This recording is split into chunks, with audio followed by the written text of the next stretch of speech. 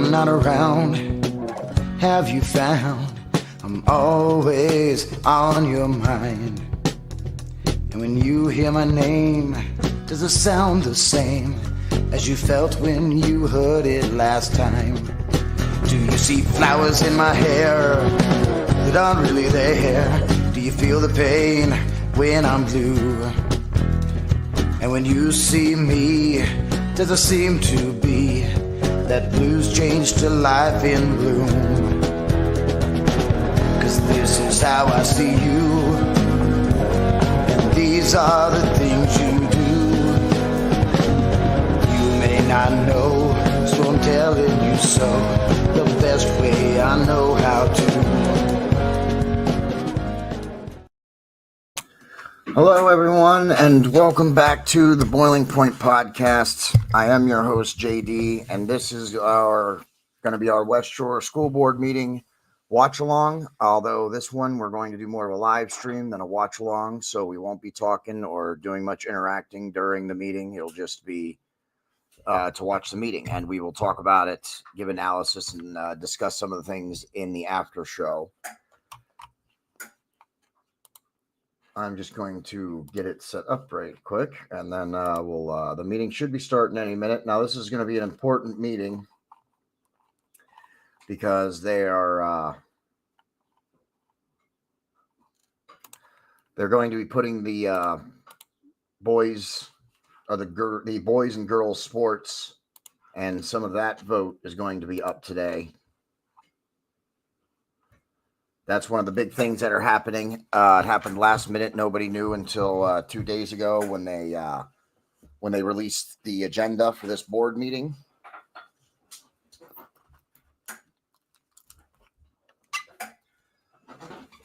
So that's one of the big things expected today. All the parents, or at least a lot of the parents who are against this, are not going to be at that meeting. There's going to be a few, but many of them are not.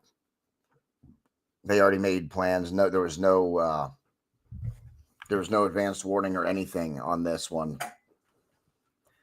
They just kind of sprung it. So we'll see how that plays out here in the meeting.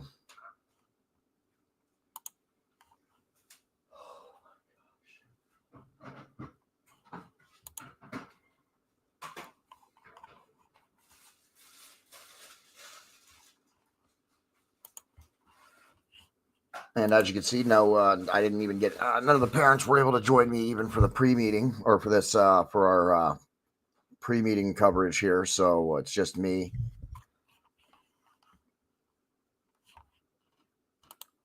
Which is why I'm quiet sometimes, because I'm also trying to multitask and get this shared out.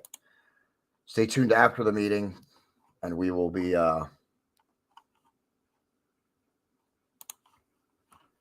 discussing what actually happens in the meeting here.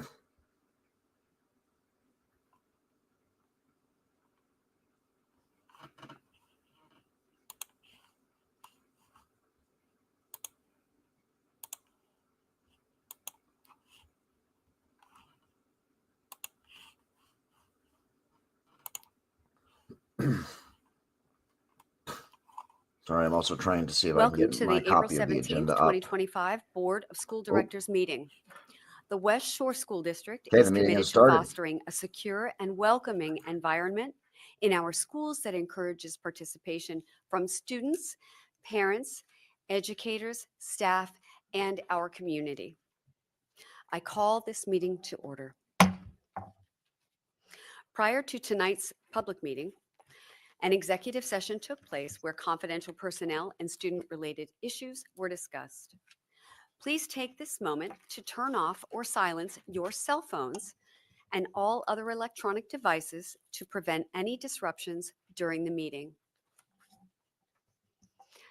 Dr. Argott. Yes, Mrs. President. Mr. Britton. Here. Mrs. Tierney. Present. Mr. Geiswhite. Present. Mrs. Davis. Here. Mrs. Brent. Here. Mr. Cambick. Here. Mrs. Thomas. Here. Mrs. Cox. Present. Mr. Trone. Here. 9 members present. Thank you. Please pause for the national anthem performed by New Cumberland's Middle School.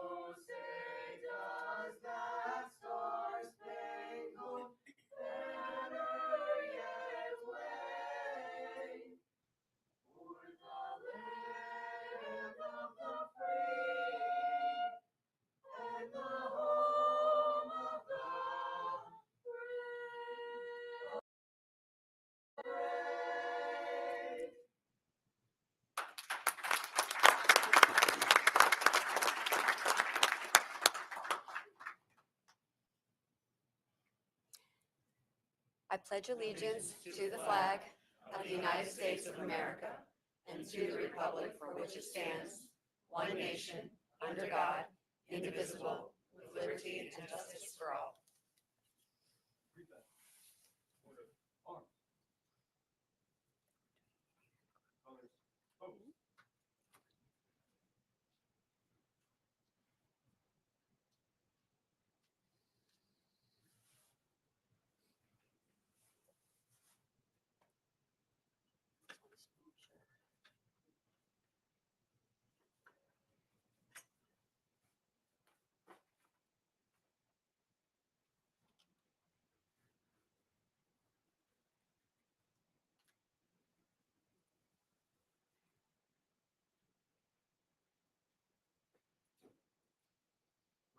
Ladies, forward, march.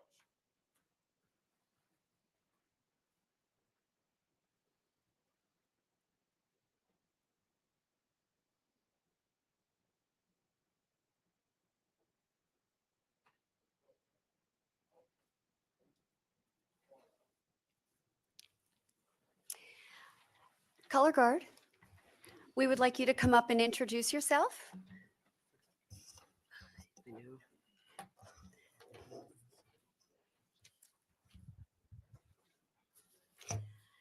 Tonight's color guard are from Redland High School. I am Jose Cheverria. I'm in 11th grade and I am a cadet major. Hello, hi, nice to see you. I am Jackson Borkowski. I'm a cadet sergeant. Cameron Butler, 11th grade, staff sergeant. Daytona Maxwell, 11th grade, cadet sergeant. Thank you very much.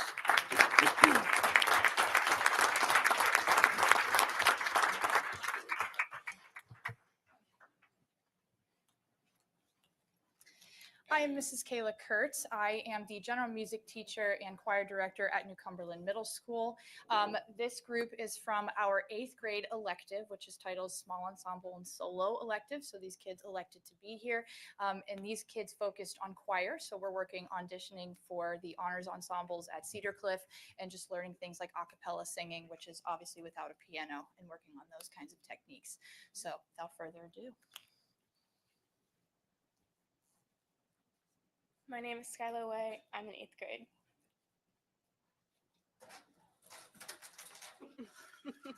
My name is Mariel Hernandez and I'm in 8th grade.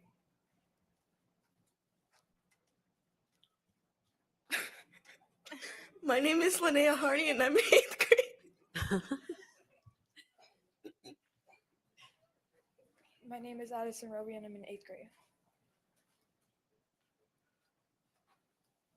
My name is Andrew Forrest and I'm in 8th grade. My name is Andrew Hettinger and I'm in 8th grade. My name is Caroline Stadowski and I'm in 8th grade. My name is Jackson Townsend and I'm in 8th grade. Thank you. You did a great job.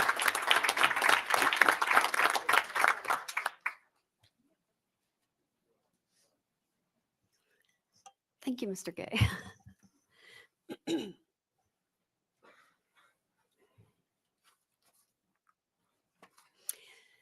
Next, recognition by the board. Employees of the third quarter.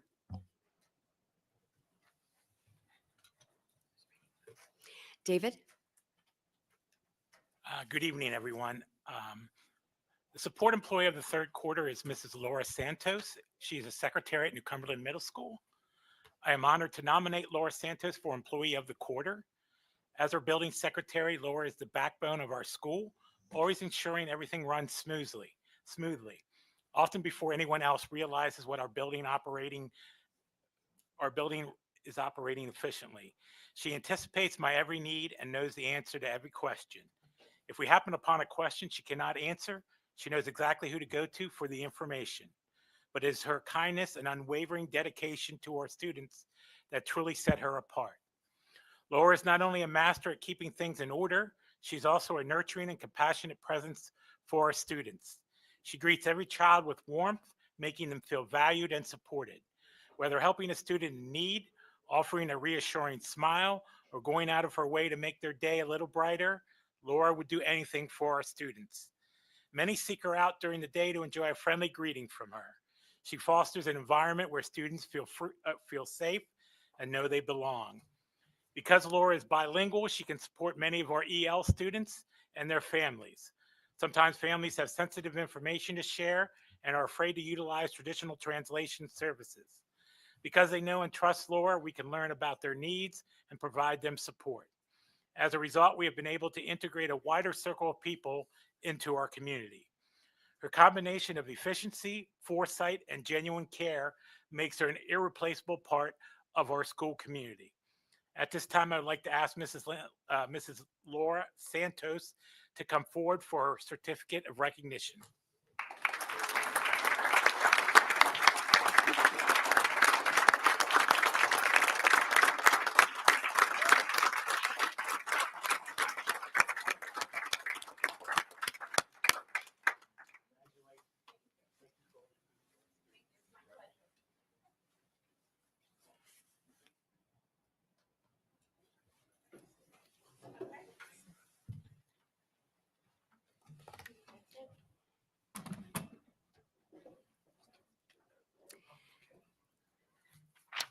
We have Professional Employee of the Quarter. Madam President, Oh, I'm so sorry. I do that every time. I apologize. It's okay. Don't take it personally. I It's just don't. me. Laura, that's not your script, but that's the writing that. Wonderful. Thank you. Good evening, everyone. I'm truly honored and humbled to be recognized as Employee of the Quarter. Working at New Cumberland Middle School has been an incredible, rewarding experience, and I am grateful every day for the opportunity to support our students, staff, and our families. I want to thank Mrs. Post and Mr. Jahoski for their unwavering trust and support. It means the world to me. I believe that kindness, compassion, and a willingness to help are at the heart of what we do. I am proud to be a part of a school community that values those qualities. This recognition inspires me to continue doing my best to create a welcoming and inclusive environment for everyone who walks through our doors. Thank you so much for this incredible honor.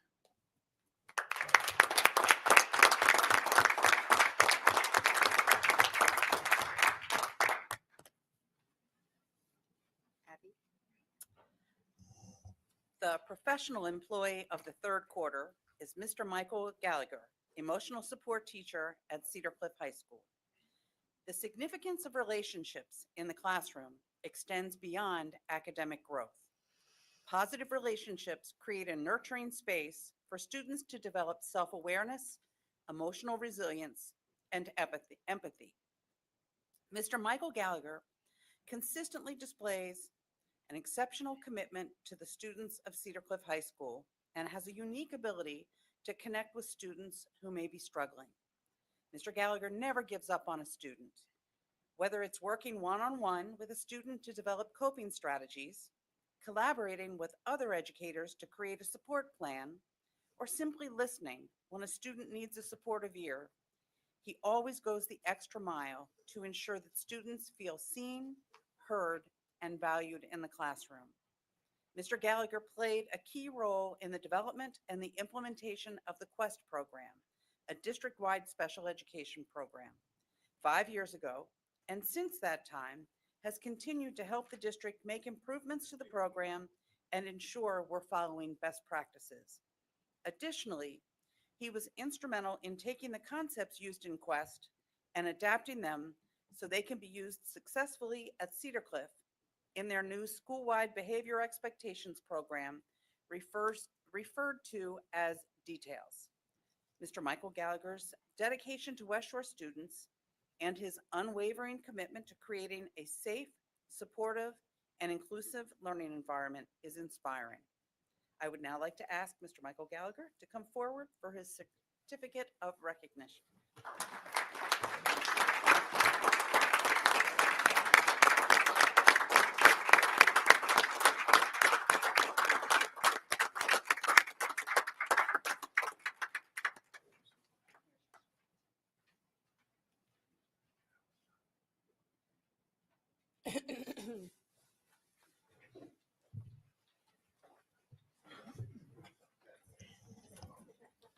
I didn't prepare. prepare anything, but first, I'd love to thank my wife, Kristen. She's also a teacher, and she sits through many, many stories throughout the evenings. I would like to thank Shannon Murphy for developing Quest and helping me implement it throughout the district and Cedar Cliff. And I'd like to thank Josh Curtis, who is our Quest administrator at Cedar Cliff. Thank you. Before you go, Yeah. Yes. I just have to say, I had an opportunity to visit a Quest classroom recently, and hats off to you. That is one of the coolest educational things I have witnessed in many, many years. And I truly appreciate everything that went into its creation and implementation. Thank you. Thank you so much. Mike, before you leave, would you just maybe do, members of the board, they have some familiarity, obviously, but maybe members of the public, would you just maybe give a quick summary synopsis of what Quest is and maybe, what that's Sure. about? Quest is a full-time emotional support program. Comes from kids that have demonstrated through various needs and reasons why the regular educational environment has not been successful. The kids come in on a Quest. It's the track system, and through positive reinforcement, every day is a new day. And as they strive through with social skills and stopping instruction to discuss whatever situation is happening, they get through, they get their points, they move on. And then the goal is, of course, to become productive members of society. Thank you.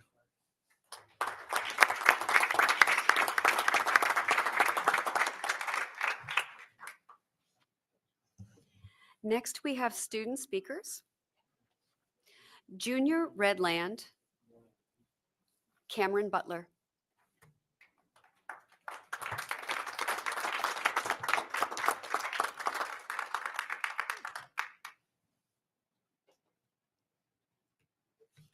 Welcome, Cameron.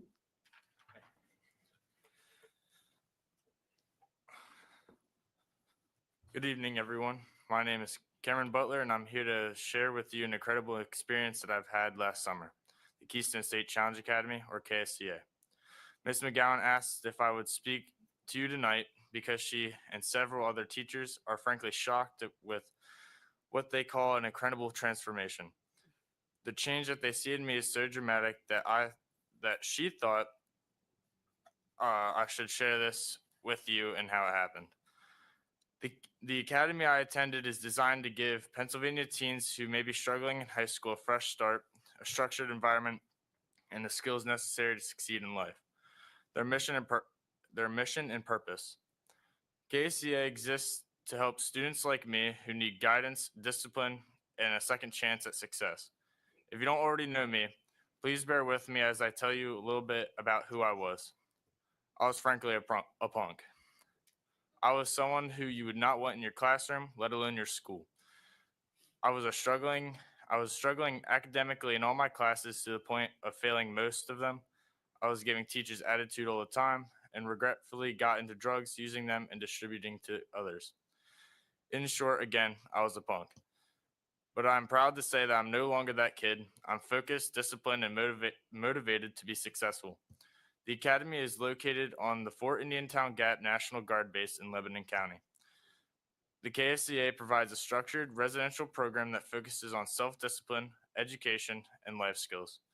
This isn't just another school. This is a place where you can push yourself to grow, develop a strong character, and prepare for a brighter future. To be eligible to attend this academy, one must be between the ages of 16 and 18 at the start of the session, a U.S. citizen or lawful permanent resident, struggling academically or socially in high school, free or willing to be free from alcohol, tobacco, and drugs, physically and mentally capable of participating, and voluntarily willing to take this challenge with approval of parent or guardian. And though I stand before you in a Redland JRTC uniform and planning on enlisting into the military, I must emphasize to you all that KSCA is not a military recruiting program. It is a place that helps you become a responsible, disciplined, and goal-oriented individual, regardless of what career path you choose.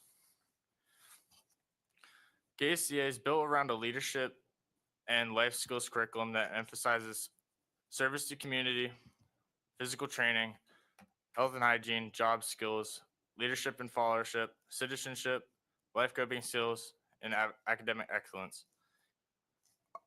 The KCA program is divided into phases.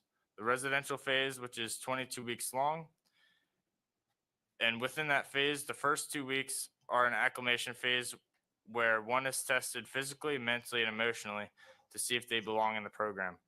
The next 20 weeks focus on academics, discipline, and personal development. The post-residential phase, which is a 12-month phase period, begins after graduation. A team of mentors are available to help transition back into everyday life. This phase helps graduates apply what they've learned, whether it's in school, a job, or another opportunity.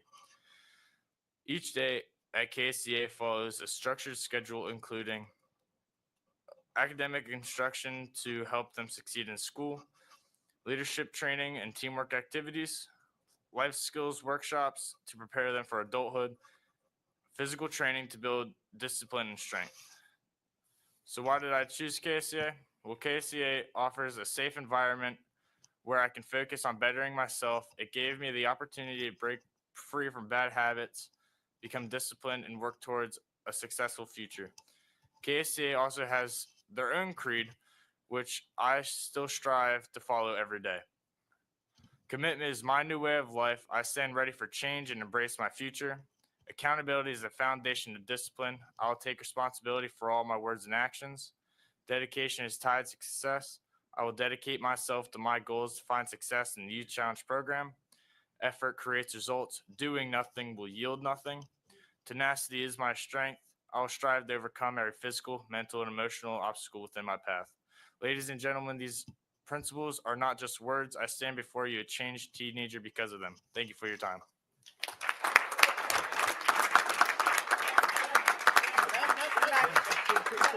Cameron, come on back up. You're about to be questioned.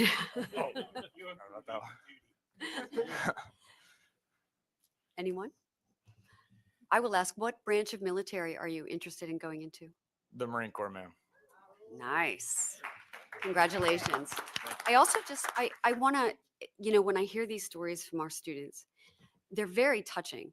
And the thing that sticks out to me in some of these stories is the, what do I want to call it? Like the self-reflection, which is sometimes really hard when you have to look at the bad things you've done and then how to reconcile it, because we don't like to think we are that way, but you know, and that is the key to life, is being able to learn what is going on inside and what do I need to fix. If you fail up all your life, you're going to be, wow. And I'm just really happy to hear that you've had that realization so early. It takes people a lifetime to realize that sometimes, and it's not good for them. Mr. Brinton. Oh, go ahead. Oh, yes, go ahead. I would also like to add on that. The KCA is purely a program to where you can self-reflect and better yourself, and you're just pretty much there to work on yourself and find the best part of you and exceed in it. And if just one more, if I may. And so what made you decide to go down that path when you were on a different path? I realized that whenever I was doing drugs and dealing drugs, it was hurting others and myself, and I was falling down the wrong path of what I could be. And then I saw the image of what I could be if I followed down that path, and it really clicked in my head that I need to go to the KCA. Well, I'm really proud of you. Mr. Brinton. Well, first of all, congratulations on making that decision and turning your life around and leading an exemplary life as you are now and in the future. Prior to going to KCA, how familiar as a student were you with the services and what the whole thing was about? So like, how familiar were I when? Wait. What did you know about the program before you entered it? Um, or how familiar were you with it? I wasn't too familiar with it. It was really trying to find the best program for me because I knew I needed to make a change and I knew I needed a little help with that. So I was looking at programs, and the KCA really stood out on how well put together they are and how motivated they are to help young individuals. Congratulations once again, and best of luck to you in your future. Thank you, sir. Dr. Stoltz? Cameron, thanks for coming tonight. Thanks for sharing. Normally, I might have a ton of questions. I don't. You're a junior, and it seems like you have righted yourself, and you are doing well. I'm looking at Power School. Ceramics, I assume you just have a project you're working on and need to get done. But other than that, your attendance seems to be in order. Your discipline, I see no incidents from this year, and I recognize that you probably had 22 weeks being down at Indiantown Gap. But more importantly, getting to now graduation from high school, right? That's obviously, I'm glad to hear that there's mentorship and things available. I think you have Mrs. McGowan as a champion for you at the school, among others. But I guess I'll just leave you with two thoughts. One, I am humbled and I am just awestruck when we get stories like this, right? Because I obviously think that I know a lot of the great things that we do here, or things that happen here that are great things that I think we're part of, and maybe we are we play a part in, right, in causing to happen. But ultimately, they are things that you decide to do, changes that you make, choices that you make, etc. And I'm just glad that we can put you in a position to be able to make that decision and do that and support you to do that. And then lastly, it's, I think, at a place maybe when you weren't making the best decisions, right? For however you recognize that, there was an opportunity that was presented to you. And people have to be willing to take opportunities. And I could easily say this about career choices and life choices that come after graduation that have, different background context, right? And about being ready and willing to take on changes as they come. That's not an easy thing to do always. So separating yourself from the things that you did, taking the step that you did, I live up that way. I'm just a few minutes from Indiantown Gap. And so going 45 minutes away from family, it's a residential program, folks. It's 22 weeks and you're not coming home. I think that was obviously a good thing, but it's not an easy thing to go do. So I'm very, very proud of you. I'm proud that we are partners with KSCA. I am proud that that is even an opportunity. And I hope that your story will help future students make that decision and say, this is something that I can go and take advantage of. And I can get back on track and be met with a supportive environment to do that. So congratulations to you. I don't want to talk too much on this, but I'm super proud and humbled by your story tonight. Thank you. Thank you, sir. Mr. Trone? We're not letting you go that. Thank you, Mrs. President. Just a few things, Cameron. Firstly, the power of redemption is so rewarding. So congratulations to that. Secondly, I was struck that you made that decision. That is a powerfully awesome thing for a junior in high school to have that maturity, that self-reflection. So congratulations for that. And I'm going to be advocating for next year. I know York County operates, or they offer what's called the Turnaround Award, and it's for students that at some point throughout their high school career have made that conscious decisions, because it's really hard sometimes to make that adjustment and that turnaround. And I'm always struck by, I love this opportunity because where I teach, when I'm sort of the liaison, most students that win that award, it's heartbreaking, but they say, I didn't realize anyone noticed Mm. because, you know, I'll just leave it at that. We have noticed and you have made us quite aware of that turnaround. So congratulations. Thank you, sir. Hey, Cam, can I offer a quick, I got to say my part. First of all, I'm very curious what the challenge of the Challenge Academy, programs like that are residential, right? That's a commitment, and it's a commitment for the student and the family. And that's usually where the break happens, right? That's residential. It's 22 weeks, which in a young person's mind is 13 years, right? It's crazy long, and it's hard for families, right? It's hard for us to let our babies go. Can you talk to me about how you got to the point where that was okay, that you were able, or you and your family were able to land on, yeah, we think this is the right thing, especially that part of it, the residential piece. Well, where I was in life, it wasn't the best. So it was really down to, do I want to mess up my future or do I want to build upon and have a brighter future? And I chose the brighter future. So it was pretty easy for me to choose to go to the KSCA. Was a removal from the current environment necessary? Like, did you need to get away? Yes, sir. Yeah. I want to echo what Mr. Trone said. As you're telling your story, I'm like, oh, this is a Turnaround Achievement Award guy. I think I love student success stories, right? It's why we're in the business. I have a place in my heart for the kids who do the turnaround, right? It's so much harder. And I applaud you, and I'm so proud of you. Good job, bud. Thank you, sir. Yeah, congrats. Also, Cameron, we have a Marine on this board. Can you guess who it might be? Aren't you a Marine? No. United States Army. Really? So I've had that wrong for like 10 years. Well, congratulations. We're really happy for you. I got a couple comments. Good. After him, it's me. See, I told you. So I just want to, the term maturity was brought out, and that exemplifies the turnaround and the maturity. And I just, a couple of things.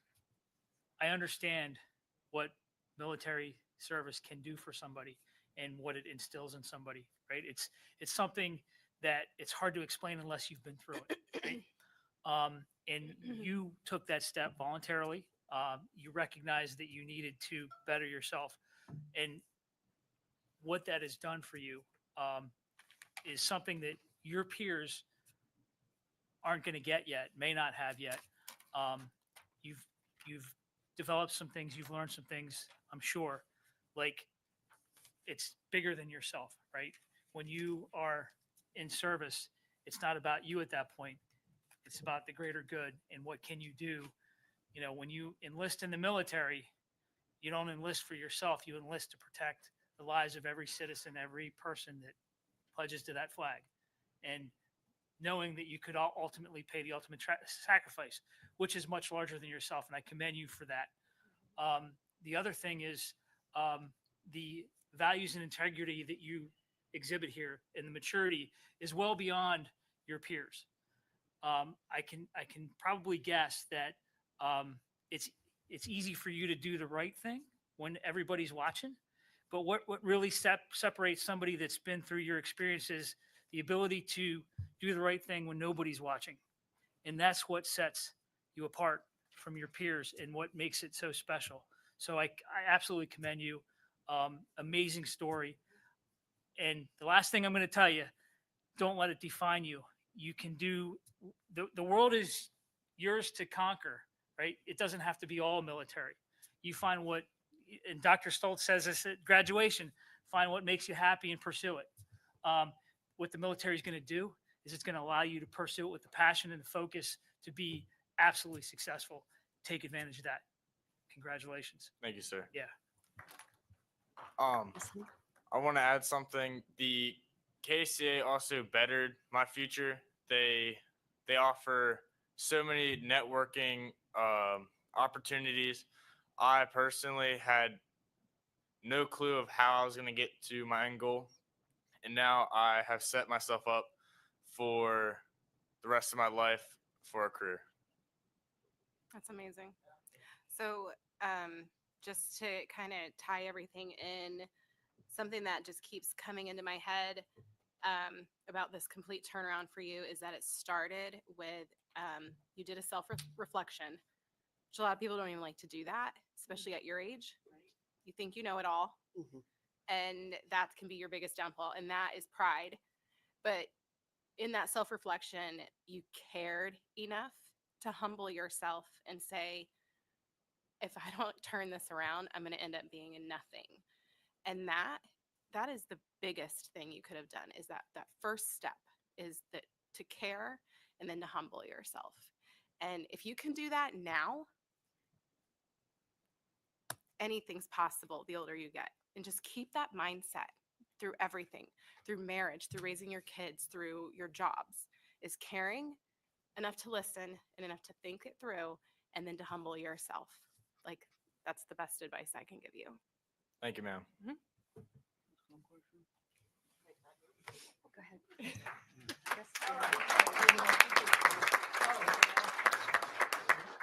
Cameron, what are you going to specialize in? You say what now? What's going to be your specialty? So I'm looking to do 8 years in the service, enlisted for with the anti-terrorism fleet, and then go to college, get a degree, and fly the Osprey for the Marine Corps to branch myself into commercial airlines and charter airlines. I love it. Wow, he's got Wow. a plan. It's a man with a plan. I love it. I'll ask you one more thing. JRTC, how long have you been in with JRTC? All my years of high school. Okay. He's a lead 4. Okay, great. Oh. Fantastic. I mean, my son went through JRTC and then we went to Bless the you. boot camp and graduated. You know, remember this. Bless you. Make sure you bring your paperwork, because you'll move up in rank because you were in JRTC. So make sure, because that, go from an E1, he came out as an E3, so make sure you take care of that too. And I'm so proud that this district has this program, because I think it's one of the best ancillary programs we have. And I remember years ago when we were talking about bringing it up, my father was on the board, was a huge proponent of it, and saw what the potential was, and especially for so many young men and women, how it would help them. Sometimes it helps you get that discipline you need in life. And I know there's some people up here who have relatives in these services. And I know in my family, my one sibling, he served, he was a lifer, and it gave him that discipline and that life and now he's a teacher. He's 70 next year, and he's still serving his community by being a teacher.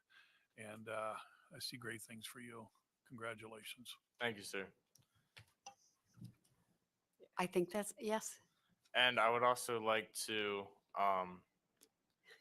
a big part of how I was able to self-reflect and find a better future for myself is I want to give credit to also Colonel Shamandel and the JRTC program.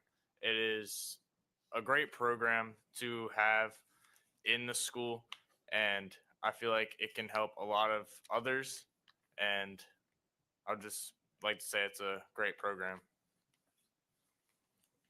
Thank you. Thank you, ma'am.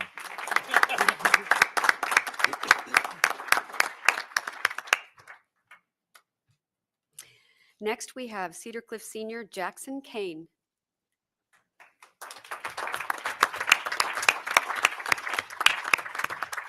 Welcome, Jackson. Good evening. Can you guys hear me all right? First of all, I want to thank the board for making this possible. And I want to thank Mr. Miller for giving me the opportunity and inviting me.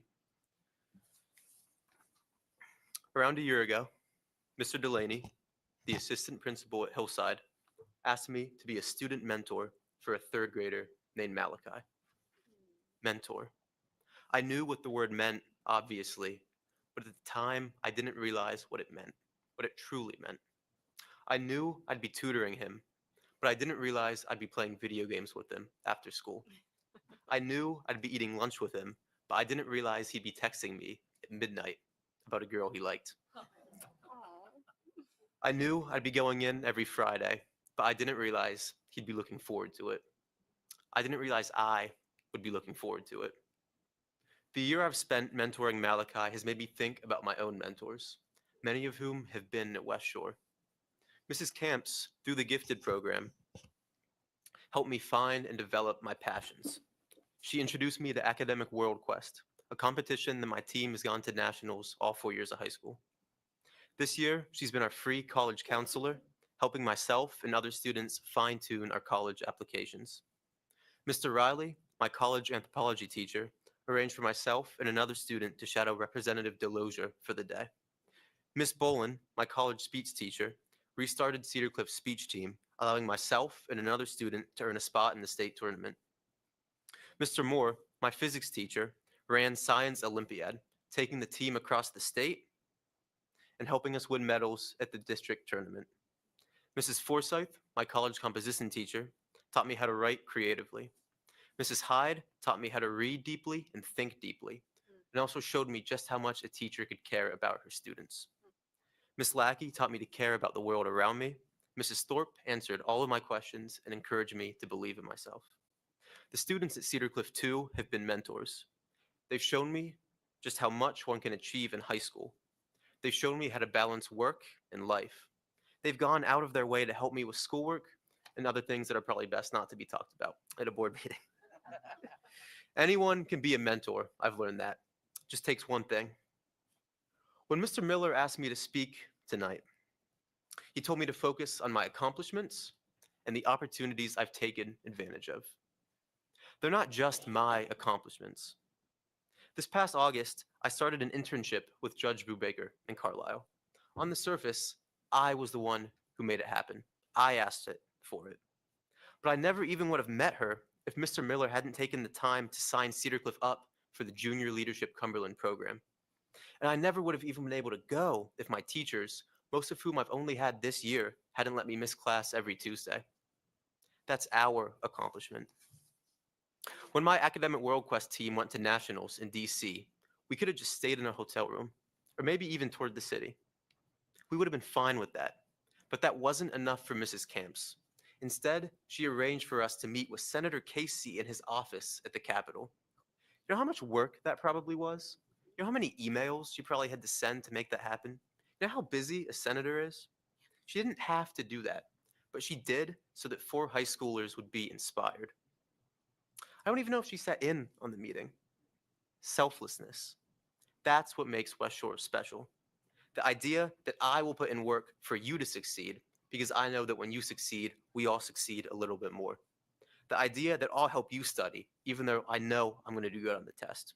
The idea that I'll help you rehearse, even though I already know my lines. The idea that I'll show you that play, even though I already know that play.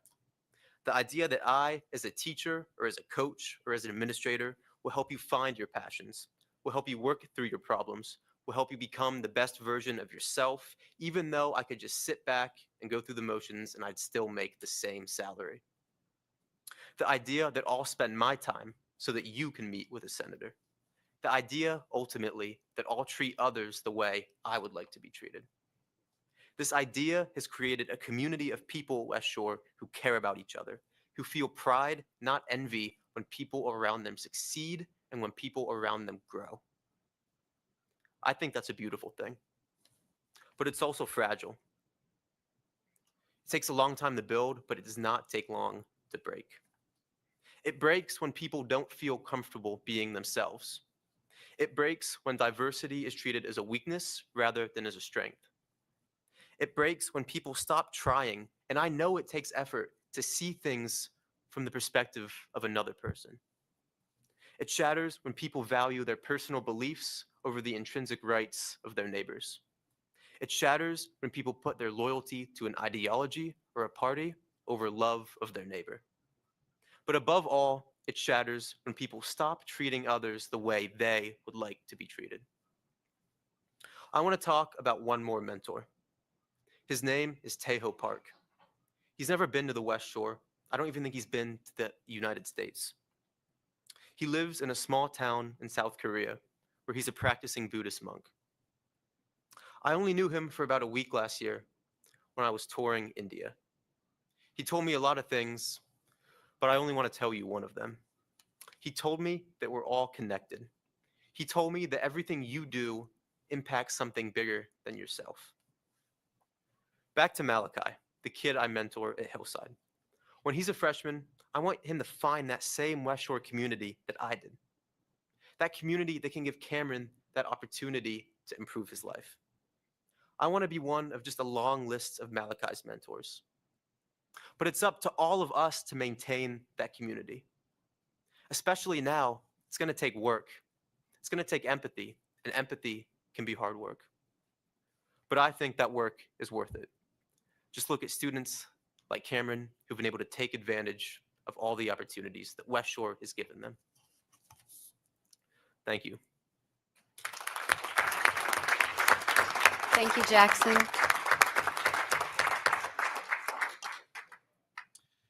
Jackson, thanks for being here tonight. I'll start with a couple of easy ones here. Refresh my memory and for the group, what are your plans after high school? I'm fortunate enough to be able to attend college. Yep. And I'm going to Princeton University in New Jersey. All right. I'm going to major in public policy. Great. I don't think of the things that I had heard in updates, I didn't recall where it was that you had landed on and decided that you were going to go. I know you had plenty of options, so great work. And we did get an update from Mrs. Camps. I know that the World Affairs Council group has had some success again this year. We saw Rory the other day, so I think they are excited to go to DC again and represent the Pennsylvania in that. She does a lot to make that happen. She puts in a lot of work for that program. Right. I appreciate you sharing the story. Certainly, and some of you know Jackson from some of the Voice of Democracy, I think was one of them. And of course, you were on CBS 21 earlier on in the year, and you've done a lot of wonderful things up to this point, and you're very deserving of every one of those. I'm particularly touched about the connection with Malachi, of things that I didn't know about you. I'm grateful to learn about that tonight, because I think that's, I used to say early on when I was superintendent, the things that we do in service to the community in this district is really second to none, right? And so whether that's, over the years, things that we've done for Thon or relief for world hunger, or as a result of tragedies, I can remember after Katrina, efforts, fundraising efforts, or if it's fires, those kinds of things, we've always been second to none. But what strikes me about what you did there was, outside of all the things that you're doing, right? You're going to Tuesdays, you're going down to Carlisle, you're doing sports, you're a high functioning academic student here. Thank right? you. Doing multiple classes in college and high school and dual enrollment types of opportunities. But you made time, and I don't, did you get credit for that? For the mentorship? And if you did, you probably didn't need it. I right? got hours, but yeah, I'm done with those now. But those hours were probably, was that for NHS or something? Yeah. Yeah. But the reality is, you probably could have done 100 other things, right? To get hours. You could be tutoring kids, whatever the case is. You didn't get credit for it. I don't know what drove you to do that and say, hey, I think I'm interested in that. I don't know, maybe mom, dad's background and connection that way. I don't know. But I think that's special, right? Because something that you got far more out of it. Do you know what I mean? Like, Yeah. I'm so connected with you about this, and I think probably everybody is in the room. It's what you get out of that. And you said it, the things you didn't expect to get out of it. You thought maybe you were going to do something for him, and he ends up doing something for you. And that is the story of, whether it's big brothers, big sisters, it's teaching, you name it. I mean, this happens routinely. So I'm grateful that you did that. And I'll just give a plug here. You know, earlier, was it this week or at the end of last week, we had Special Olympics over at the stadium. And the number of our students, whether it's Cedar Cliff, Redland, middle school students that are serving as mentors to our athletes at that event, and they're just showing up. Today, I'm going to give a shout out about a rain rally up at Redland that occurred today, which is related to Special Olympics as well. Today's a day that was a remote day for students. They didn't need to show up. And the number of students that were up there at the campus today to support that activity was awesome. So I appreciate you just being a part of that and continuing that work, because I think there's valuable learning in that, regardless of all the academic things and those opportunities that come along. There's a very human element to connecting with people and the social piece of that. So thank you very much. You are a fabulous representative of the district. Thank you so much. Yeah, I think that's why I still go. I mean, I'm friends with him at this point. I get to talk to him. I get to see his perspective. I think that's why I still go.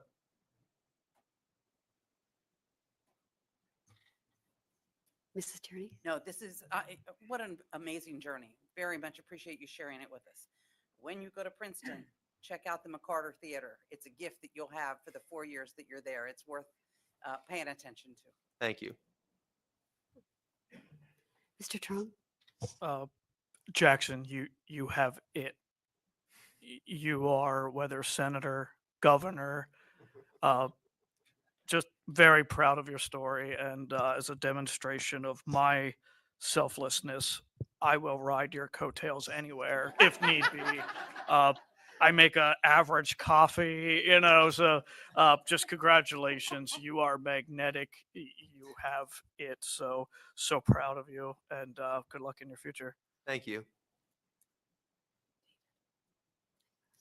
Mr. Brinton? Just to tie in with what Mr. Trone had to say, I've had the fortune to be in rooms with senators and presidents and other elected officials, but I was enthralled by every word you had to say. I thought it was your presentation, both in style as well as substance, was immaculate. I mean, it was very, very impressive. I've kind of get spoiled anymore, but I was wowed by your presentation. You got a bright, bright future ahead of you, and I wish you the best of luck, and thank you for being a graduate of the West Shore School District. Thank you. I have to agree that your, I don't know, speech was just outlined perfectly. It flowed really well. I was just like, wow, this kid's got some talent. So kudos to you, and I think that you're going to go far. Thank you. Do you know what you're going to be studying? Public policy. Oh, that's right. You did mention that. Yes. Very good. Which is perfect. I think it's perfect for you. And I don't know you very well, but it just matches. Well, thank you very much for coming out. Congratulations on your accomplishment. Thank you so much. Thank you.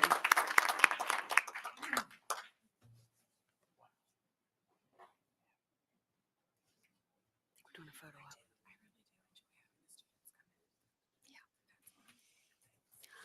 Are there any shout outs this evening? Take it away. Oh, I have some shout outs actually, right? Yeah, yes. This is where we do this. Yesterday was our district advisory council, and I actually enjoy these meetings. They're fun. I don't know. I feel like there's a really great atmosphere in the room. And then I get emails from the teachers, but since yesterday's meeting, I have 3 emails, and I like to read them to you guys. Oh, you know what? Hold on.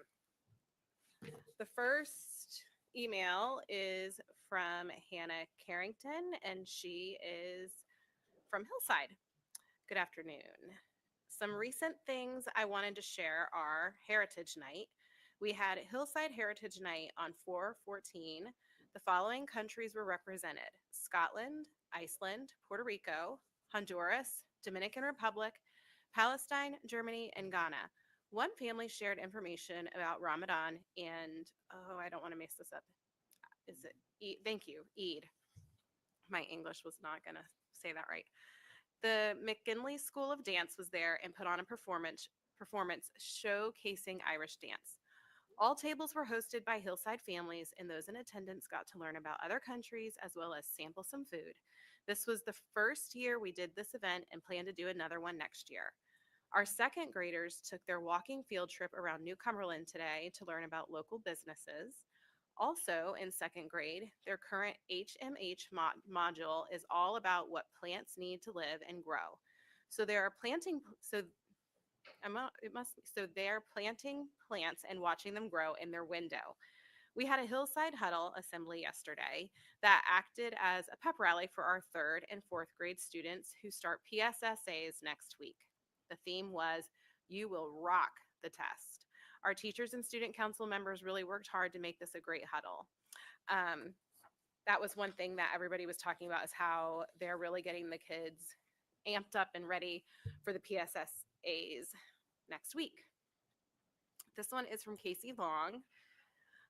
Here are some great things happening at Ross Moyne. March Tabness collected 360,940 tabs for Ronald McDonald Charity, and they will celebrate with their second annual staff/student basketball game. That is a ton of tabs. We have 27 second graders registered to do bookmaking workshop May 12th through 16th after school. Second grade got to attend Page to Stage at the Appel Center at the beginning of the month. Second grade did sandwich making for the Special Olympics. Third grade is beginning their embryology unit and are getting their eggs for observation on April 22nd. First grade is watching Metamorphosis of Butterflies. Readathon fundraiser ended today, raising over $6,000. Author visit, Savannah Lehman wrote the book Cheetah Fast. First ever Girls on the Run team is gearing up for their first race.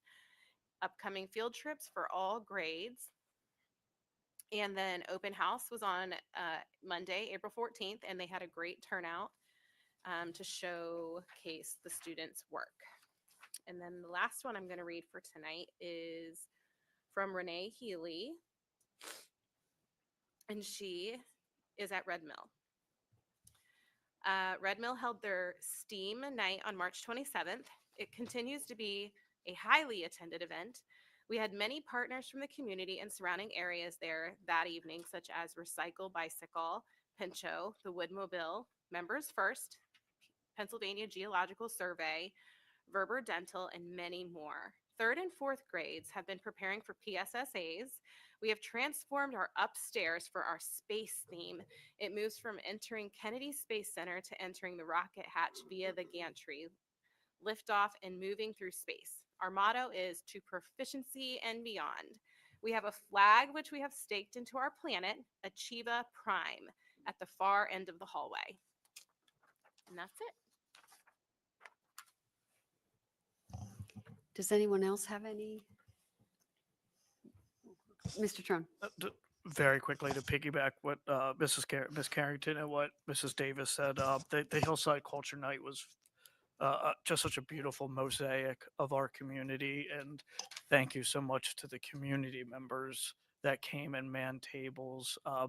Food was delicious, save for maybe the haggis from Scotland. But anyway, the food was delicious. It was a great atmosphere. So, thank you for that opportunity. Mr. Cambick? Yes, Mrs. Cox, Mrs. Davis, Mrs. Tierney, and I went to Old Trail on, help me out, was this Wednesday? Yesterday? Yes. It's been a long couple of days. But it was neat to go in there and see the building. You're going to have to help me out if I miss anything. But I did remember the librarian talking about how nice it was, library, and new books. And a lot of kids are coming in and using it. Kids are getting excited about reading and doing research. The science teacher, I know Dr. Stoltz a lot better with names than I am.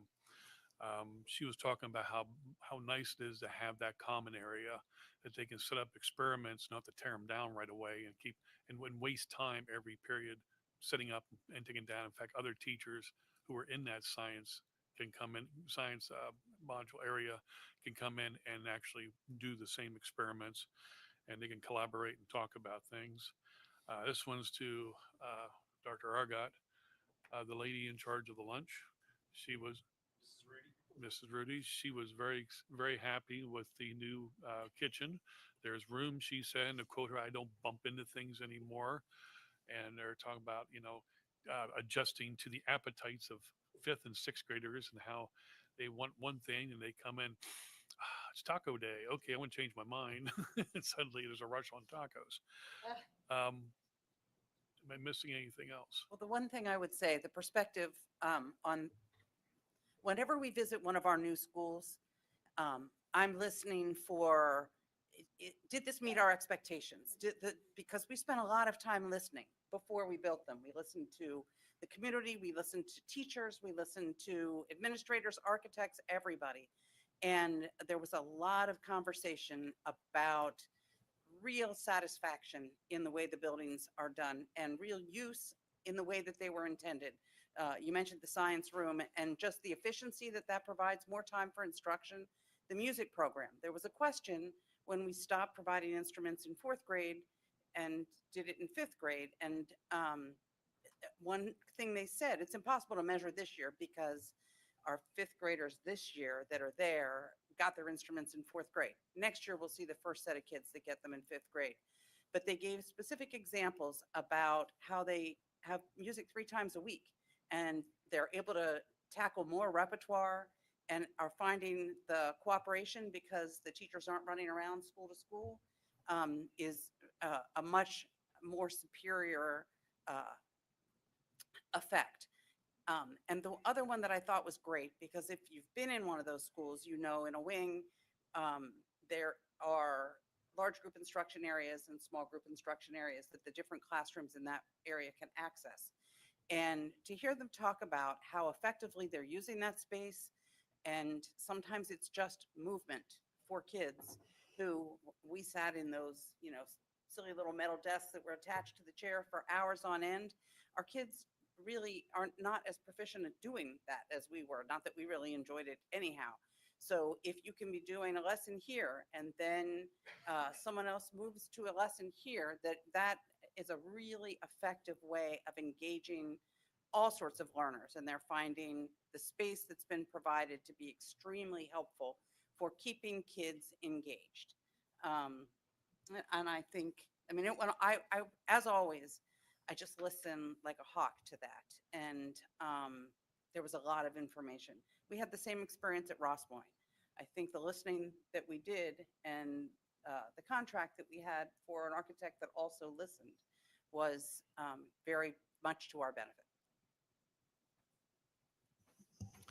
Mrs. Brent, may I give a couple shout outs? Dr. Stoltz. Thank you. I made mention of this, but even though it was a remote learning day, Redland High School hosted its rain rally to raise money for our special education students earlier this afternoon. Various food truck vendors joined those in attendance who cooled off. It was a little chilly today with the breeze, but we still did have plenty of adults and students who cooled off in the rain around lunchtime. The rain was provided by the Fairview Township Fire Department. They brought a tanker out and sprayed it, and kids were able to run through the rain, and there were a lot of wet bodies.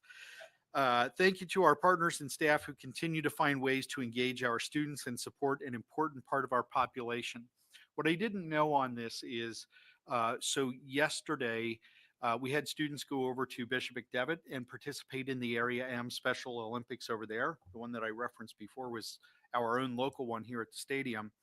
And what I learned from Mrs. Snyder today was that the students, you have to participate in one of the fundraisers, if you will, that goes for the Area M Special Olympics folks. And it's either the rain rally or I believe it's a polar plunge. And then she said, I think there's one other one, which is, it's like I think it's a water balloon, but it reminded me very much of the ice bucket challenge from a number of years ago. So you have to do that, which is very cold. I've done that one. If you've never done that one, that's very cold. Um, Moving on, last week the district was awarded, this is a good thing, this is community partnership. Last week the district was awarded over $6,800 from Giant Food Stores as part of their Feeding School Kids Roundup program. Now in its fifth year, the Giant Company's Feeding School Kids initiative has supported public school districts in addressing childhood hunger throughout the communities it serves. A few days after we were presented that check, from a representative of the New Cumberland store location, Giant increased their donation by an additional $5,000 to help further fund our weekend bag program. This brings their total donation to almost $12,000. Our district social workers, Erica Stifler and Amy Gross, will put these funds to great use supporting our students in need, and we sincerely thank Giant for their continued support of our district. On another note, tonight we heard Leadership Cumberland was referenced. The program, the counterpart program in York County is called the Future Leaders of York, the FLY program. And each year, we typically have one student. On some occasions, maybe we had two from Redland who participate in that. So yesterday I had lunch with Matthew Node, an 11th grade student from Redland, who was participating in the FLY program. One of the things that was part of their their culmination is they get so they have leadership programming over months, right? I think it's actually the whole year, where they go down maybe once or twice a month, and they have leadership lessons, they have visits, they have outside folks coming in, etc. This just happens to be a luncheon that is set up every year with school leaders and school administrators with the kids. But part of their culminating activity is, as a group, so this is all York County schools sending a high school student there, they are given a pot of money, and I think it's $20,000, to which they are responsible for determining the organizations in York County who have submitted a proposal. Mrs. Tierney, it reminds me an awful lot of like the innovation grants process that we do. And I believe they awarded to four entities is what I think they ended up doing. But it's the students' responsibility to evaluate the proposals that come in from a variety of organizations. And really the criteria is that these are organizations that are intended to benefit York Countyans. And so it can range everything from Leg Up Farm as an example. There was a food, I don't remember the specific name of the food pantry, but there was a food pantry, just to give you an idea of the kinds of organizations that these funds go to. And I think those funds come from the York County Community Foundation. It's a powerful experience every year. And I don't know if we'll ever see, if we'll see Matthew here or not. We did see earlier this year, LJ Bertalik, but Matthew is hoping to study aerospace engineering after graduating. So, and then finally today, I had a really wonderful opportunity. You may have seen or heard something. I'm going to do my part here to plug the Redland Senior Center. But the Redland Senior Center was the successful bidder for a new property, a new permanent home for them, which is the Lewisberry Borough building right by the park there. They were the successful bidder. Now they are doing the hard work of, now they've got to raise funds to pay for that successful bid. They are in their current location, and they'll continue to be there on Windermere until they get transitioned over. But they are on a tight timeline. Today I learned originally it was 60 days, but they're now down to about 50 days to raise about $350,000. So anybody who wants information, you could certainly contact me or go out to their site. But they do great work for the community. And we see that as an opportunity where our students, and I let all the folks know that our students could be of support to the senior center in such a variety of ways. So if you didn't hear about that or didn't know about that, please consider them as you go. I think they would very much love to land in a permanent home and be there. And interestingly, as part of the press conference today, they shared that I think when it was formed, that was all done in that building. I think 50 years ago. 50. So yeah. So awesome. And local news coverage was there. So if you missed this or didn't know anything about it, you can probably catch it on, I think, 27/8 and York Dispatch were there, I think. So that's it. Thank you. Mr. Brinton? As a board member of the Senior Center, I'll double down on what Dr. Stoltz said. We have a big hill to climb in order to raise the money in order to purchase the building from the borough. So if you know anybody that's looking to give a nice donation, please consider the Redland Senior Center. It's a growing demographic in our community about helping our seniors out there, and they provide very nice services to our community. So if you would be able to do so, please consider a donation to the Redland Senior Center. Again, piggybacking on what Dr. Stoltz said, the FLY program is a very, very excellent program for our youth. I had the privilege when I worked in the General Assembly to mentor as well as present at a couple of their programs, and I can't emphasize it. I wish I was a little bit more savvy when I was in school, and I don't know if these kind of programs were available, but I would have loved to take advantage of some of these programs. And also, one final thing, oftentimes people don't get enough credit, but putting on my hat from when I worked at the Pennsylvania Department of Community and Economic Development as a local government policy manager, this is local government week here in Pennsylvania. And, there's a lot of us. I'd like to thank those who enter the arena and partake in public service to their community. In the age of social media, sometimes it's not an easy task to do so, but thank you to all our people who, take the time out of their schedule and their lives to serve their public and try to make it a better community for everybody. So thank you very much. Thank you. Is that it for everyone? Okay. Next is recognition of the public. Public comment provides an opportunity for our community to address the board. Each speaker will be allotted 4 minutes. The board will listen to comments from individuals who have filled out the blue form. To maintain order and respect throughout the evening, I ask everyone present to conduct themselves respectfully and to show consideration for those who are speaking. First, we have an opportunity for students to speak on business items. I have no public comments from students that appear to be on business items. Okay, thank you. And now public comments for business items.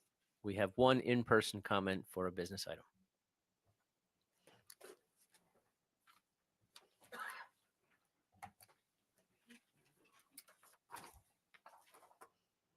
Sandra Gonzalez.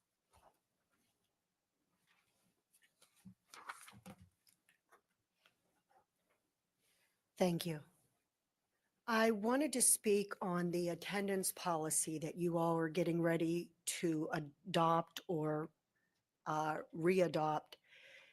I would imagine that you're probably penalized in some capacity for lack of attendance. I don't know if you get penalized in ranking from the state or the federal government or in funding.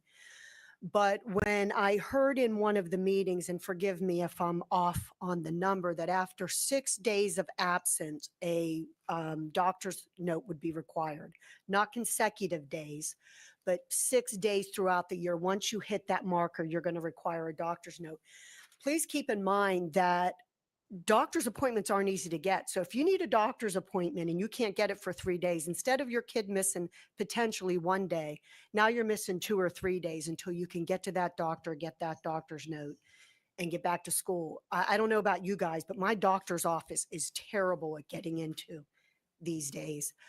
But then also, I know parents, and I brought this up before, as terrible as it sounds, will send their kid to school sick because they don't want to have to deal with this. If you get sick, if you throw up, or, go to the nurse and I'll come get you. And I know parents that have done this against my personal advice, but they're still doing it because of the pressure that they feel. And I know that regulations are always coupled with all this red tape. But if there would be a way, especially if you have a particular student who has had health issues, that you could develop a policy for that at-home learning, almost the way you guys have some cyber capability. I know we had a remote learning day today. If you have a student who does have those health issues that you know are legitimate, if there's any way, and maybe the state does not afford you guys that kind of flexibility for the individual student, but these are some things you guys should at least be exploring, because parents are I know some situations may be just chronically, absent, and it's haphazard, and it's for whatever reason.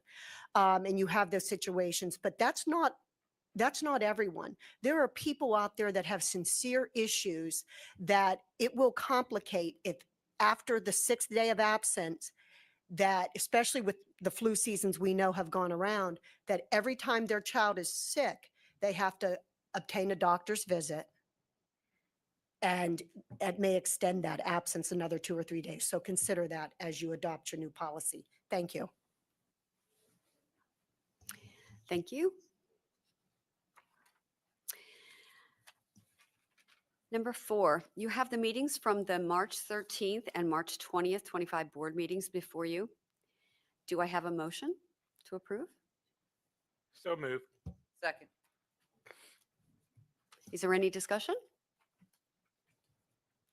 This will be conducted as a roll call vote. All members will be recorded as voting in favor unless otherwise noted. The motion passes 9-0. Next is Treasurer's Report. Mrs. Boone. Thank you. The Treasurer's Report for the month of March 2025 is attached for your review and approval. Do I have a motion? So moved. Second. Is there any discussion? This will be conducted as a roll call vote. All members will be recorded as voting in the affirmative unless otherwise noted. The motion passes with a vote of 9-0. Next is communications. Are there any board reports this evening? Mrs. Tierney. I will just quickly remind everybody that May 3rd is the Putting Students First event for the West Shore Foundation at Liberty Forge Creekside Mini Golf. And I know that there are more tee times available for the 12 o'clock tournament. The 10 o'clock is increasingly filled. I think there was one last I heard. And when I say one, that's a foursome. And you can be a foursome, a fivesome, a sixsome, and it's $10 a player. So please come out and have a blast. It's, as you can feel, the weather today was beautiful. Imagine that out with friends and family having fun to the benefit of West Shore Foundation. To do that, just go to the westshorefoundation.org website and you can do tickets there. Mr. Brinton. Yes, I'd like to do a report from the Finance Committee. I'd like to thank board members Trone and Gus White for attending the meeting, along with myself and Mr. Trone. Thank you for preparing the minutes. We met on April 10th, last Thursday. A majority of the meeting consisted of Mrs. Boone giving the committee a budget presentation for the 25-26 school year. Mrs. Boone also presented the committee with her monthly financial updates, and we ended the meeting with discussion regarding the RFP for a grant consultant. That is my report. Thank you. Hi. Mrs. Thomas. Sorry about that. We did have a policy meeting today, and attached are the meeting that we had on March 20th.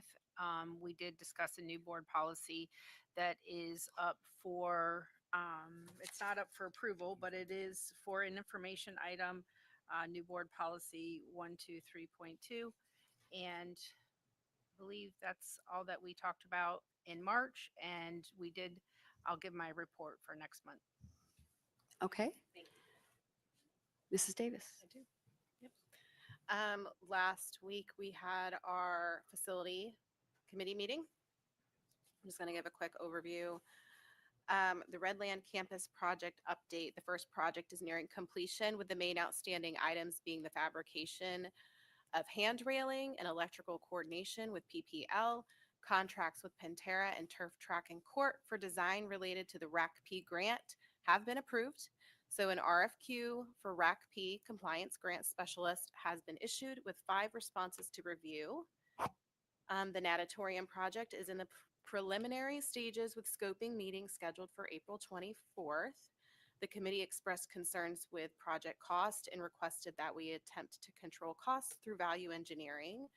And Allen Middle School renovations. Updates on Allen Middle School renovations include changes to the design to prevent landlocking the building and limiting future options. I also want to add that RLPS was present and we had a really great conversation with them. The revised design allows for future expansion. Traffic patterns are being reviewed with PennDOT after completing and submitting the traffic impact study. The main schedule challenge will be the HOP permitting. Highway occupancy. Thank you. Highway. This is also our first policy, or help me out here. This was AI. Oh, yeah. Brian kind of helped with AI, and so we kind of toned it down a little bit. And so anyhow, it's very thorough. But anyway, so the HOP permitting process with PennDOT, and we also kind of asked them to do a little bit more, trying to scale back the cost still with some things. Yeah. Yeah. So we kind of threw out some ideas and said we'd like to see a few things, and we gave them some homework. And The gist of the conversation was to review how we were approaching the renovations at Allen and looking at the requirements that we had placed on ourselves, and to think outside the box. If we were able to back off on some of those requirements, are there opportunities for us to significantly save on project cost and project schedule by thinking outside the box, and maybe not trying to change the tires on the car as it's driving down the road. So they're going to go back and they're going to look at what we can do to maybe reevaluate some of our requirements for this project to see if there's opportunities for significant cost savings and schedule savings. Perfect. Thank you so much for adding that. Any other board reports? Okay. Oh, wait. Transportation. Mr. Geisler. Yeah, we had a transportation meeting on Tuesday. Thank you, Mr. Trone, for putting together meeting minutes. It was myself, Mr. Trone, and Mr. Cambick, along with the administration, Mr. Sanders, Mr. Gay, Dr. Stoltz, and Mrs. Rupp. It was a very good discussion. We talked about current staffing and with the busing, the current first student busing. We haven't lost any drivers, but we haven't gained any. We still have the same number of drivers that we've had. There was several days where instruction was disrupted, but we talked about those. A large portion of the meeting was discussion around the discipline and how we're so early on when we first formed this transportation committee.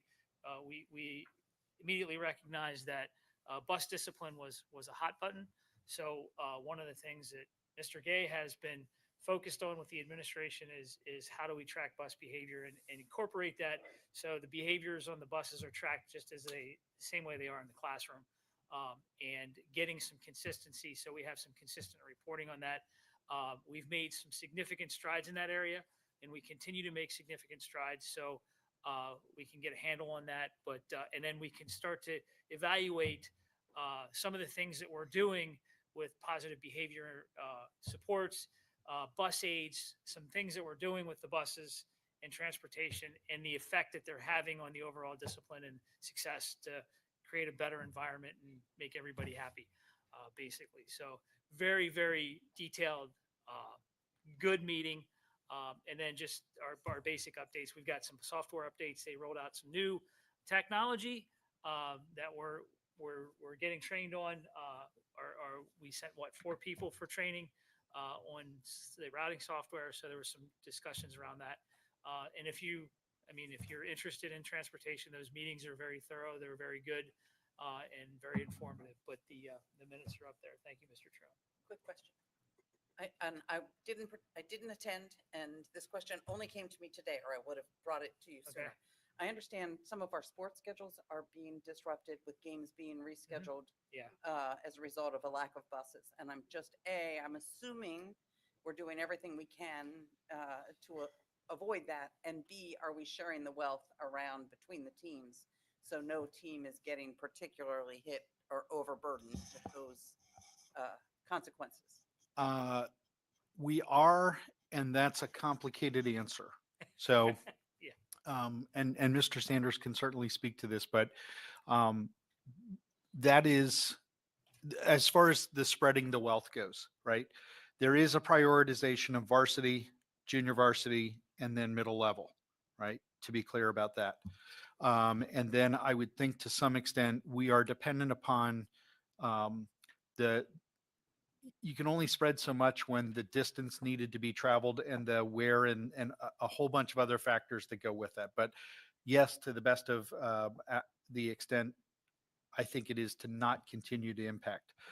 Weather has not been kind either for events. Not that that's not a transportation related thing, but it just adds to the challenge that goes with spring sports as well. Because I have talked to some folks that we've had a number of cancellations just to weather as well. That has only adds to the challenge. Mr. Sanders, would you add anything to that? No, I think you've hit that. We are working with multiple providers, so it's not just for student. Roar has been stepping up and taking some of the runs. We've also contracted with other providers in the area to try and cover the routes. They are constantly going through and reviewing, spending time with the athletic directors, trying to do anything they can with adjustments. The challenge really becomes when you are faced with trying to do transportation that is in the window, when we are also trying to get over 5,000 students who ride our vehicles home from school. That was in Dr. Stoltz's priority list. Priority number one is getting students to and from school, then the athletics, and then we go in that descending order. So we did have a couple of disruptions, which nobody wants to have, but we're doing our best to avoid them. Thank you.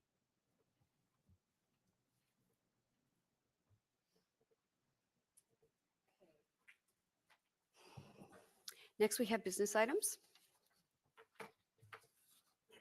A reminder to please remain quiet as the board deliberates and takes care of meeting business. Thank you. Mrs. Davis, personnel. Madam President, I move that we approve the following personnel agenda items. Item 7A1 through item 7A8. Do I have a second? Second. Is there any discussion? This will be conducted as a roll call vote. All members will be recorded as voting in favor unless otherwise noted. The motion passes 9-0. We hired a number of new staff, both professional and support, this evening. Are there any new hires present who would like to stand and be recognized by the board? You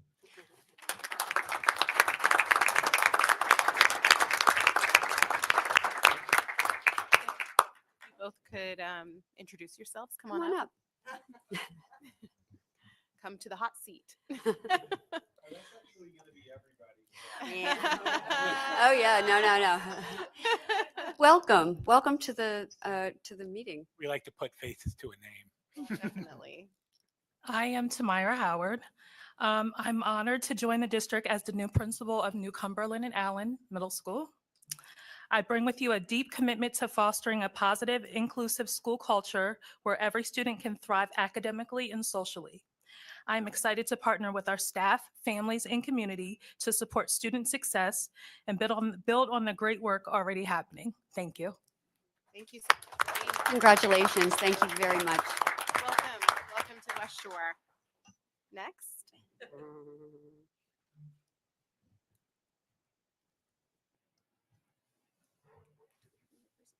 Didn't prepare a speech. I was okay. I'm Jill Robbins. I'm going to be the federal and state reporting coordinator. Great. Oh, wonderful. Congratulations. Thank you. I am going to put you on the spot here just momentarily, and don't worry, if you get in, if you start having trouble keeping your head above water, Mr. Vogelsong will step right in. Okay. But I think, could you just put a little context to what that job function will do? Because I think to a lot of folks, they don't have any idea what that job does. Yeah, yeah. A lot of it is gathering the necessary data for Pennsylvania and the federal data and keeping track of it so that you can keep the programs running and the grants going. And also part of it is helping everybody collect the data properly and so that it can be analyzed right. Thank you. I hope I got that right. We have a lot of reporting requirements, both to the state and to the federal level.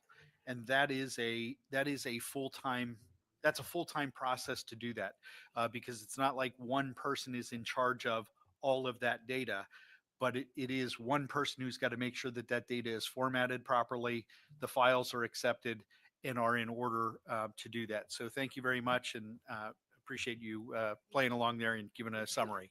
An interesting time to be in that position. Yes. It is. It is. Welcome to West Thank Shore.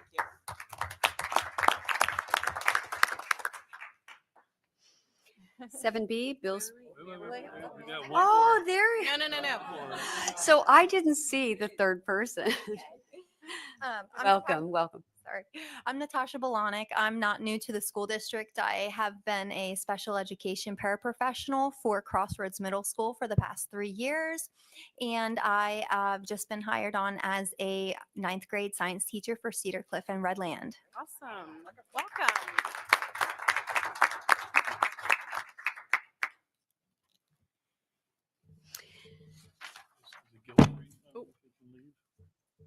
Yeah, this is your guilt-free time where you can sneak out the door if you don't want to stay for this exciting meeting. Thanks for coming out and congratulations.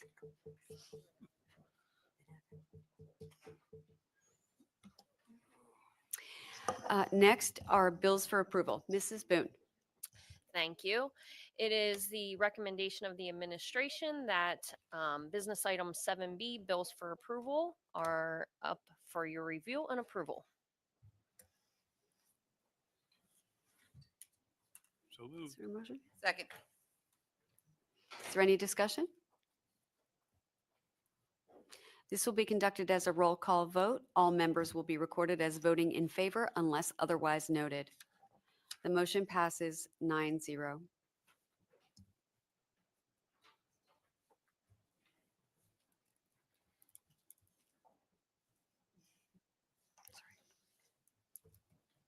Budgetary transfer, Mrs. Boone? Thank you. The administration recommends that the Board of School Directors approves the budgetary transfers to and from the following accounts in the amounts indicated. So moved. Second. Is there any discussion? This will be conducted as a roll call vote. All members will be recorded as voting in favor unless otherwise noted. The motion passes 9-0. Madam President, I would like to take 7D, 7E, and 7F together.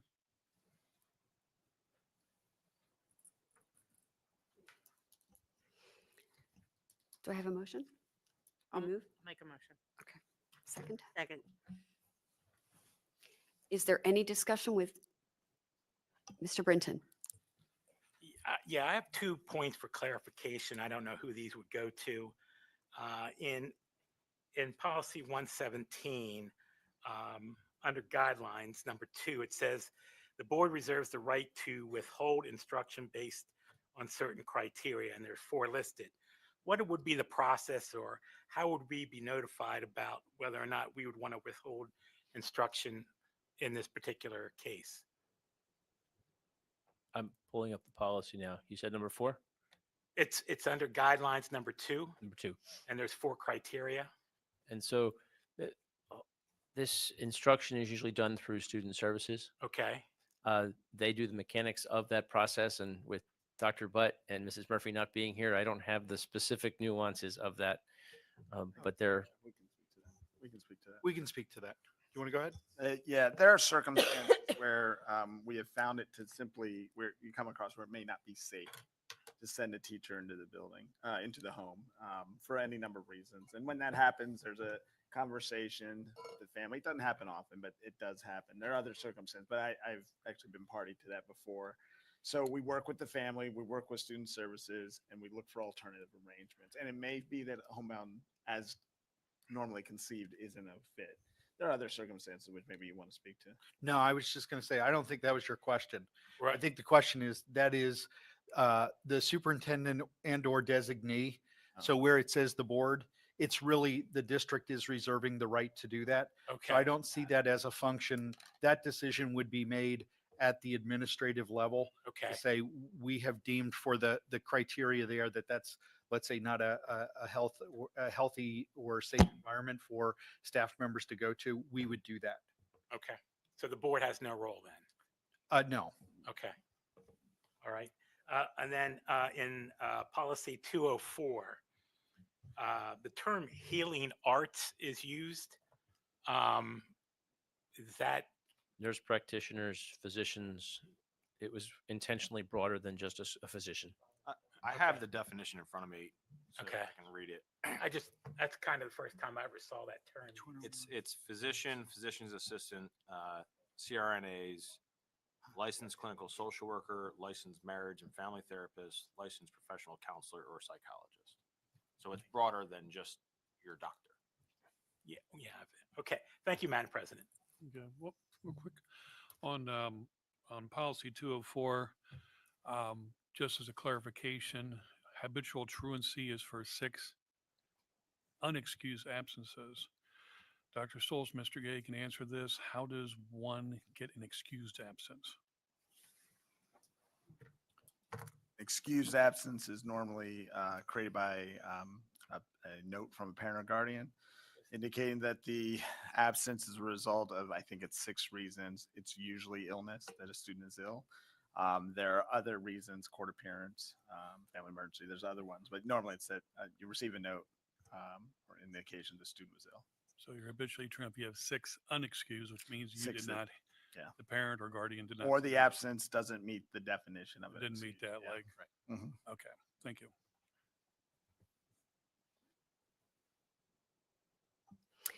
Is there any further discussion? Okay. This will be conducted as a roll call vote.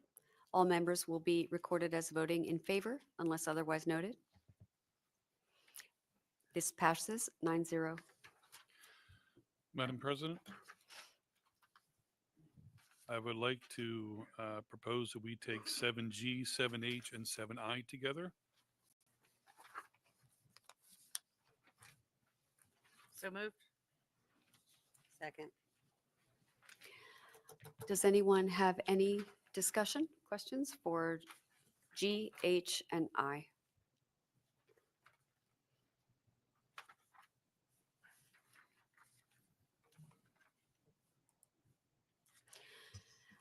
This will be conducted as a roll call vote. All members will be recorded as voting in favor unless otherwise noted. We need a motion. No, was there a There was a second, though? motion, and there was a second. Yeah. I made a motion. Yeah, No, you made a motion to take them together, but don't you introduce the? There's no need for a second motion. The motion is to take all 3 as one item.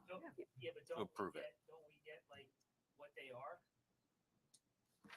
I mean, Never mind. you mean, All right, do you want me to list the individual items on the agenda? Yeah, usually we introduce them, right? Mr. Cambic did. I mean, did I miss something, Dr. Argot? I have a motion for staff attendance, proposal of career education readiness services, and service dog training programs, all to be approved potentially at one time. But isn't there a narrative that goes with each one of those that we typically read? I'm happy to read it. Never mind. Go ahead. Motion passes 9-0.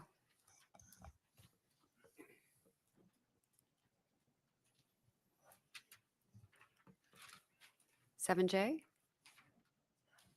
Service Dog Training Program, Deb Fry. No, that was bundled. Oh, was that bundled? Oh, I didn't circle that. I'm so sorry. 7J's. Here's the discrepancy. Sorry, Dr. Argot. Yes, I see it. We're on 7J. She read the above instead of what was on. Don't. Great. Yeah. Sorry, there's a discrepancy. Thanks, Dr. Because Argot. there was a revision. There was. Okay, so this is the school contract, Clear Path Pediatric Therapy. Mr. Gay. Thank you. West Shore School District provides related services as part of students' IEPs.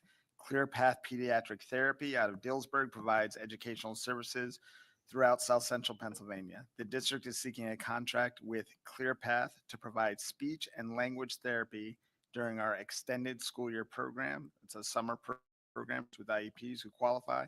The district is not able to meet the needs for these services with the district's own speech language clinicians, with our own employees. So we're looking to, through the contract, bring on someone else who can take care of the additional hours we need. The administration recommends that the Board of School Directors approves the agreement with Clear Path Pediatric Therapy, LLC, for the district's extended school year sessions in July 2025. So moved. I'll second it. I have a question. Mrs. Thomas? Well, you gave me a second, right? Yes. Okay, discussion.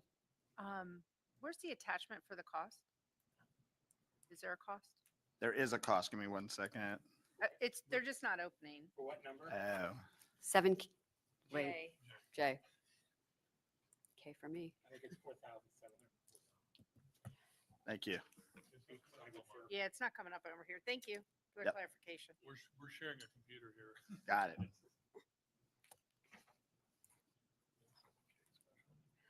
And I mean, give me 1 second. I'll provide just a moment more of clarity for you. 3 days a week, 4 hours. Yeah.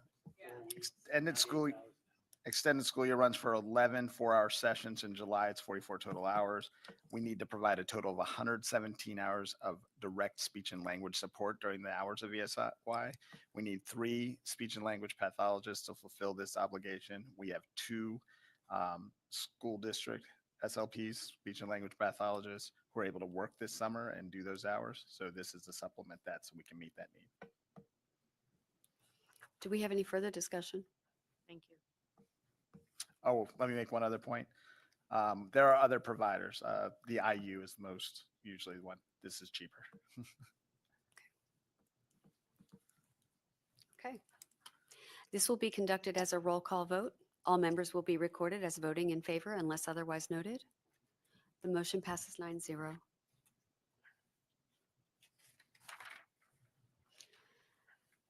Okay. 7L, Special Education, Mr. Gay. Thank you much. The district special education plan is an action plan for the upcoming 3 years. I apologize, Ms. Cox. I said 5 to you earlier. It's 3. 3 years that describes the commitment of the local board of school directors to ensure a quality education is provided to each of its students with a disability and is eligible for special education. The content of the plan describes the programs and services, special ed programs and services provided within a school district and those special ed programs and services which are accessed from outside the school district's buildings. Every 3 years, the district must develop and submit a plan to the Department of Education. The plan must be made available for public inspection and comment for 28 days, submitted for approval by the entity's governing board, and then submitted to the Department of Education, the Pennsylvania Department of Education. The plan was posted for public review on March 7th. We made recommended changes from our Bureau of Special Education Advisor. Those have been made, those recommended changes have been completed and are reflected in the attached plan. The plan's also been on display on the back table. The administration recommends that the Board of School Directors approves the district's special education plan. So moved. Second. I don't have. Is there any discussion? I did have a lot of questions about this, and I spoke with Mr. Gay, and it is a very lengthy 200 pages. document. And basically, his little summary just says everything about what it is, for those of you trying to understand that very lengthy document. This will be considered a roll call vote. All members will be recorded as voting in favor unless otherwise noted. The motion passes 9-0. Next is hopefully the Apple lease. Correct. Yes. Yay, we're back on track. Thank you, ma'am. The purchasing of student devices is part of the general fund budget for 25-26. The district was provided an opportunity to save money, stay ahead of any potential tariffs and the cost increases they may cause, and other devices early on an iPad education bundle that combines an iPad with a Logitech rugged keyboard case and Apple Care for students in grades 3, 10, 11, and 12. This can be accomplished through a 0% leasing program that allows for fixed costs to be spread out over multiple years, which can be incorporated directly into the existing budget process. The lease also incorporates a guaranteed buyback price for each device or a $1 buyout option. The administration recommends that the Board of School Directors approves the 4-year lease agreement of 2,400 iPad devices so we can expand the program to 10, 11, and 12. That agreement is with Apple Inc. as outlined in the lease agreement.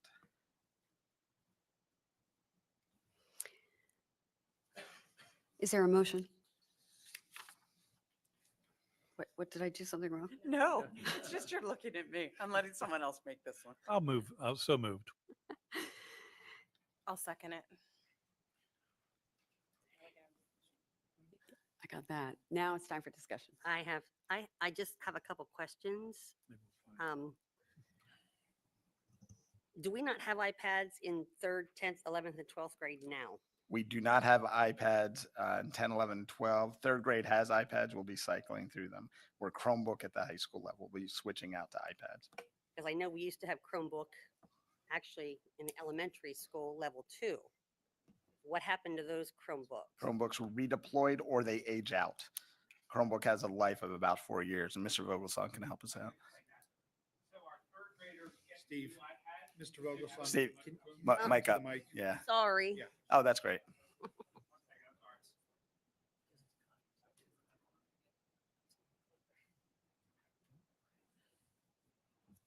Test. All right. The 3rd graders will get the iPads with the keyboards on it. The new kindergartners get the ones from 2nd grade. So the 2nd graders moving up to 3rd grade will get iPads with the keyboard cases. And then the ones from 2nd grade get cycled down through kindergarten. So that's sort of how our cycle works. Okay, because it's not really a secret how I feel about iPads and sending them all home with the kids, and I'm going to be addressing that in the future too. I've spoken to a lot of teachers, and I am not a fan of sending the iPads home with the children for many reasons, one being the sexting, and we've had incidents happen within our area of children that have actually committed suicide and we're sending these devices home with these children.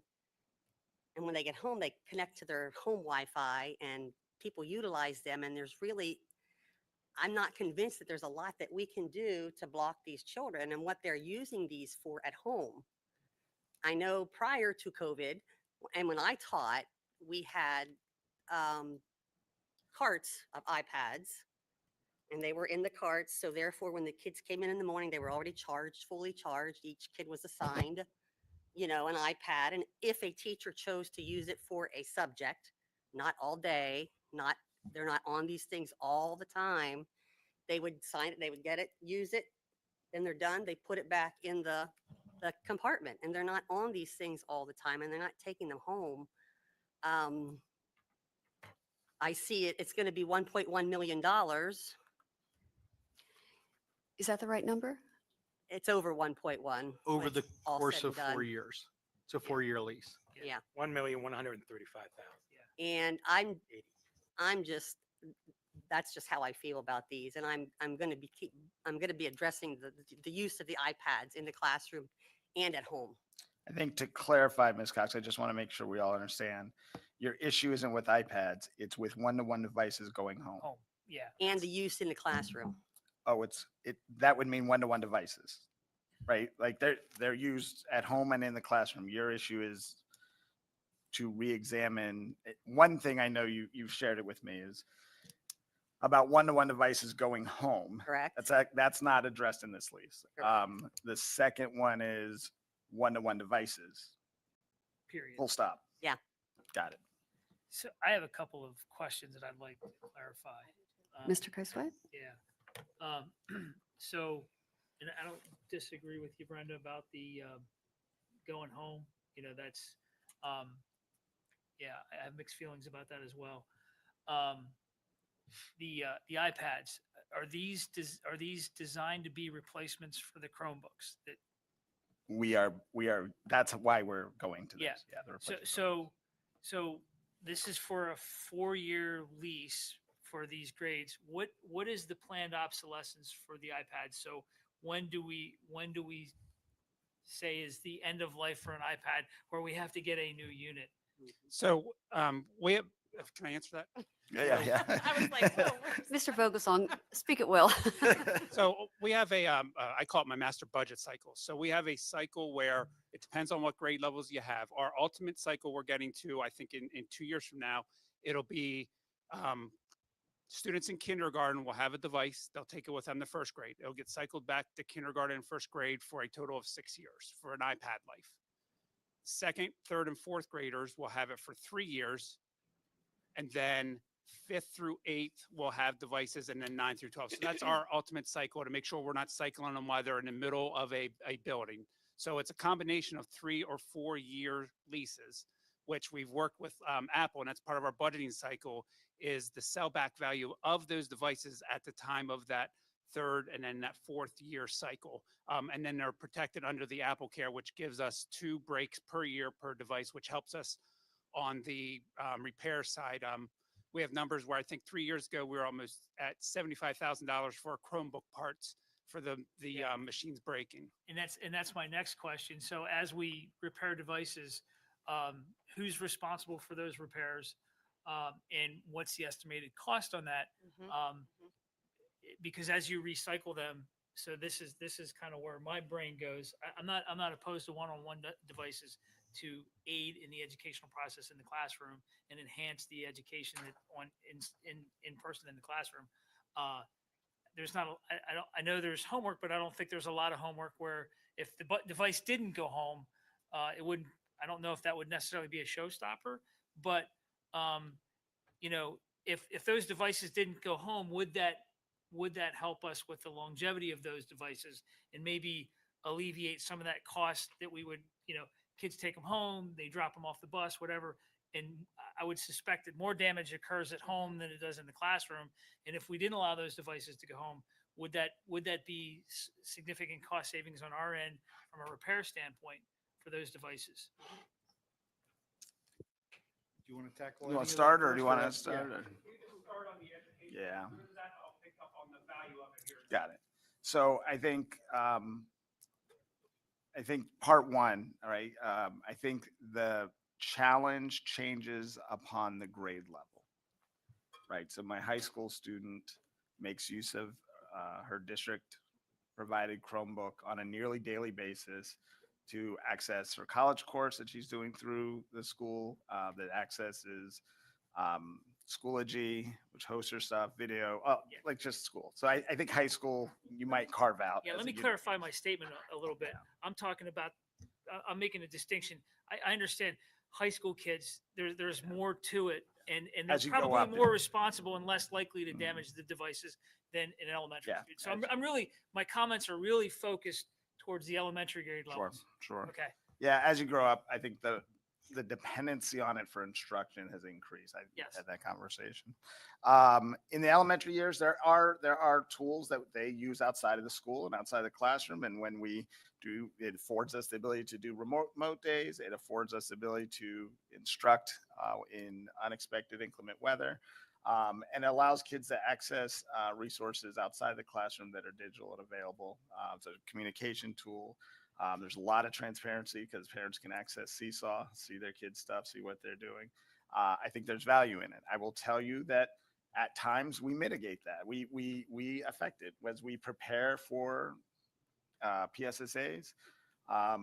We often, it's not unusual in the elementary school to say for the next 2 weeks, kids will keep their devices in the building so that we can be certain that they are charged and prepared for testing if in environments where the students are using their devices for testing. I think it's important detail. 25-26 PD requires, unless granted an exception, that participation in Keystone's PSAs will be online, right? Students need a device unless granted a unique exception.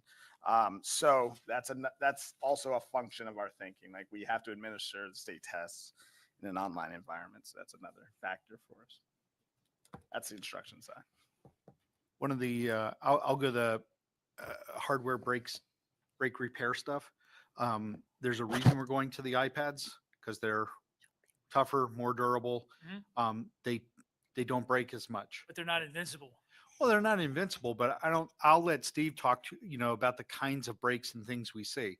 I know just hearing from folks, the Chromebooks lose keys need to be replaced as, no doubt they're way better than Chromebooks. Correct. Yeah. So, and these cases, because I remember this from a number of years ago, these cases are pretty durable. I'm not suggesting that folks can just go and don't drive over it. Military grade. Don't drive over it. Protection. They're pretty tough. I know that. I won't say what grade they are. I don't know that, but Steve can speak to that. And I agree with what Matt said about whether it's Edmentum, the Edmentum resources are the first ones that come to mind. It's Study Island, it's Exact Path, it's things that kids might be doing as homework or assigned work types of things that could be happening outside of school. And so I think that whether or not the device went home, there would be some expectation that kids might be accessing digital resources at home if they don't have, whether they have a device issued by us or not, there would be a need to access digital resources at home. Yeah, and you're putting that on the parents at that point. Yeah, not all Well, kids, if they don't have them, then what are they supposed to do? Yeah. I don't know, but that's making the argument for send them home. Yeah, that's Well, But me, it's and not. It's again, just- I really do think this is something, as much as we talked at the policy committee meeting about cell phones, I could see us when we start to figure out how are we going to get feedback about that. This is an area where we would benefit, I think, from feedback Thank you. from actually- folks I agree. about Yeah. that. I was And actually going to suggest that, Dr. yeah, Stoltz. and Steve, Mr. Vogelsong could actually talk about, what some of the things that the iPads will allow you to do, what you can lock down and what you can control that is somewhat different than some others. So I know that has been a topic of conversation, YouTube in particular, as a something, but I know for me, I would appreciate hearing some more feedback that a family parent perspective that they're bringing, because I'm not suggesting that what you're hearing is not true or accurate. I just don't hear it. And so I think anything we can do to probably gather more about that would be helpful. So can I just, a couple quick things. I have so many things going through my head right now, so I'll try to focus on. One of the things I heard was about the students take it home. They are filtered devices. They have filters on them to block, inappropriate things. We are going to be rolling out very soon. Mrs. Halcott started, so she's been helping me get a couple of my projects completed, and one of them is called Go Guardian Parent. So it's going to give the parents the ability at home, which we have not had before, not available until now, is the ability to block sites additionally to what the school might allow. If you want to block something that the school would allow, you could set time limits for your kids. You're allowed to have the iPad on for 20 minutes. You can set that the iPad will turn off at 9 o'clock at night. So that might help alleviate some of those concerns about parents not having control of the device at home, which they'll have the ability now to block sites or even put time limits on. They can see what sites the students are going to on the iPad. So that's something we're very excited to be rolling out soon. A second component, and this goes to the iPad numbers. It's very hard over the years to get comparable numbers because the elementary at one point, some had Chromebooks and some didn't. But the data I pulled was the consistency, bless you, was 6th, 7th, and 8th grade had Chromebooks up until this year. This year they got iPads. So back in 22-23, we had 1,488 Chromebook tickets. In 2023-24, we had 1,818 Chromebook tickets. This year, up until now, we have 220 iPad repair tickets. So the efficiency for my Significant department drop-off. and the librarians and the offices has been dramatically decreased by the reliability. The iPads usually have 3 things that break on them. You have the screen, you have the keyboard, and then you have the microphone jack. The Chromebooks have 10 to 14 parts that we've had to replace. So One other thing that you asked was who pays for repairs. So there is an insurance program that we still offer. Is that, yeah, no, we do not anymore. well, we are Okay. about ready to offer an insurance program, but then the Apple Care bundle came along, Yes. and we felt it was more advantageous for us as a district to do to have the Apple Care program because again, we get 2 breaks per device per year for any reason. So And they that's cover really a it. game changer as far as what we're doing is building into this bundle where we don't have to worry about charging parents for every break or second, third break. So it's really a great program. But to be clear, there are breaks that can be charged to families. Like believe willful so. neglect. Willful neglect, intentional, like if you can tell it was an intentionally damaged device. Yeah. I believe we have a policy about people being, parents being responsible for anything that is taken home. Yeah, right. And this would fall under that category. So I got one last question. It's the $1.1 million question. I understand the durability and the reliability and the iPads, the secure system, the ability to lock things down. Have you looked? Is there other alternatives that might be Android type devices that have the same ability, the same flexibility to lock programs, to make them secure, to provide the same educational advantages as the iPad that might be as durable, durability, all those things equal, and come in at a cheaper cost. I know some of the Android devices you can get like little, they're almost like personal computers in a tablet form. They're very powerful. And sometimes they can be cheaper than an Apple device. Have we looked at those? Is that something that was pursued? Just Those devices overall don't have a good management system. So the nice part about Apple is we have Jamf, it's called, and it helps us manage every component of that iPad, the apps that get pushed to it. So the management systems from the Android is nowhere near what Jamf and Apple provide us available. So okay, that's what I wanted to know. Thank you, Mrs. Davis. I have a few questions and concerns. I actually have talked to quite a few parents because I'm in that circle a lot. And I can tell you that they despise them coming home. And this is like people that I talk to at sporting events and things like that. And this is probably not gonna, but they don't like the in-home learning days. They find it to be extremely frustrating dealing with these devices. So I want to speak for them. And I know that you say you don't hear about it, but when we were talking about these devices in the policy meeting today, it occurred to me, we need to be asking parents about this as well, about the devices that are provided by the district. But another concern I have is how often or how many hours a day are these kids staring at the screen? It is not good for children whose brains are developing to be staring at screens all the time. Like there's studies on it all the time. And we wonder why they have the shortest attention spans. And that's a concern for me. I don't understand why kindergartners need an iPad or even third graders. So this is just some of my concerns. I know you said parents like to see seesaw on them. Can't they look like who does not have a computer in their house or an iPhone or there's people out there. well, I'm sure there's people out there, but I just am trying to talk this through and process it.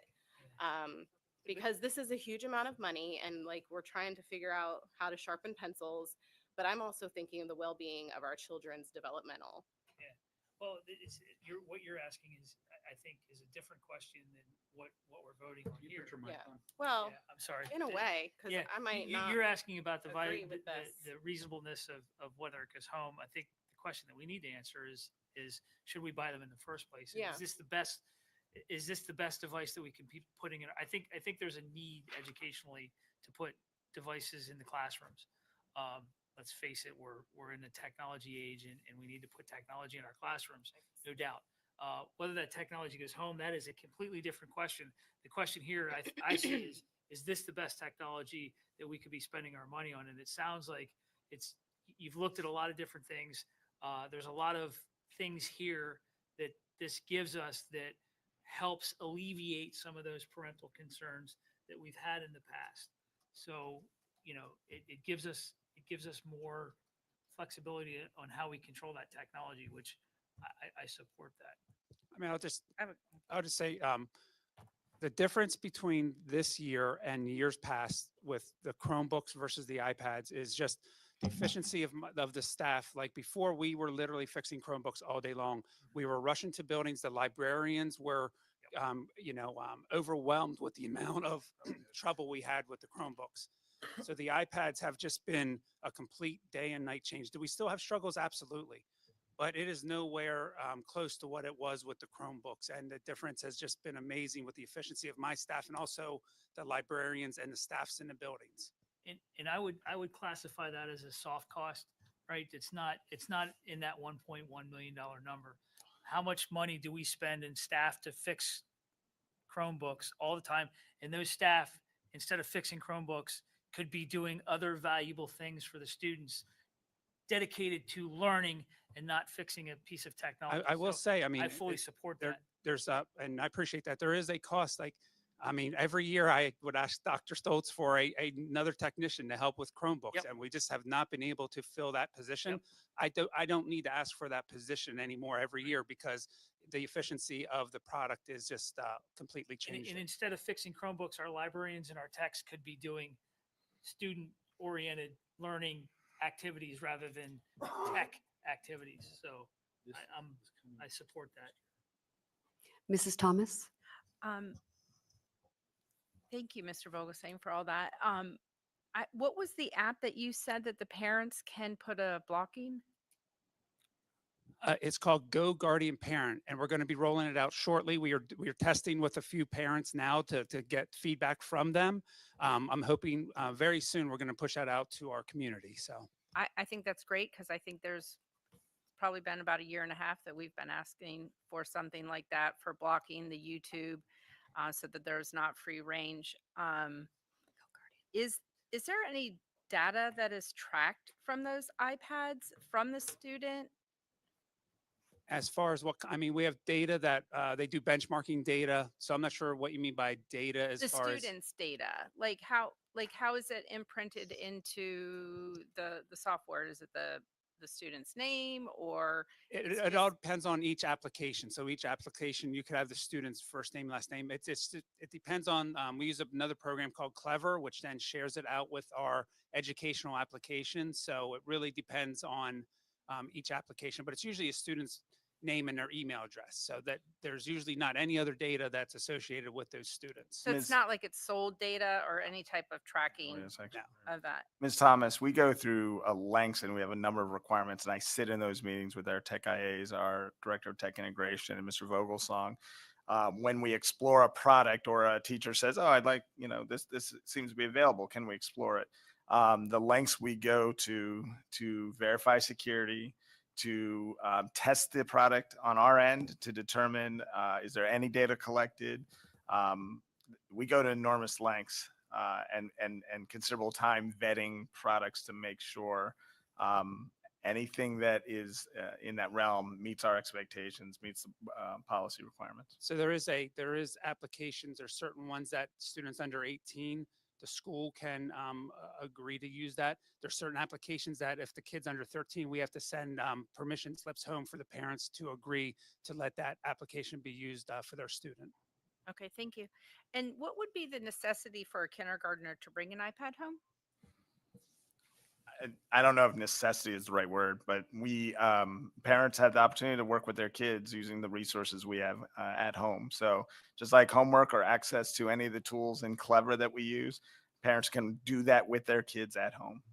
And I have one last question.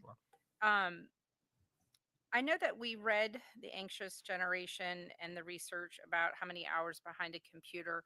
And I know that we need to have a school and a home life balance. So I understand the necessity of this, but I also understand that there's a lot of one-on-one time lost within when we're just behind a computer all the time. And so I just want to advocate for, for a home life balance for parents and for their students. And, I know that we need the technology, and I understand the cost, and it sounds like it's more efficient than the Chromebooks. But I know that, when you come home from work, you kind of check out too. And I would hope that our parents are able to do that with their small children and their developing brains. Because I know the research shows, I'm not a research specialist, but I know that the research shows for how many hours that you need to be behind a computer should be limited with a growing brain. So thank you. I was also curious, do you have ways to track, like when kids are in school, do you check the history? Do they ever check the history of these and the time? Like, because I know for a fact there are kids that are on YouTube watching sports in the middle of the day while they're at school.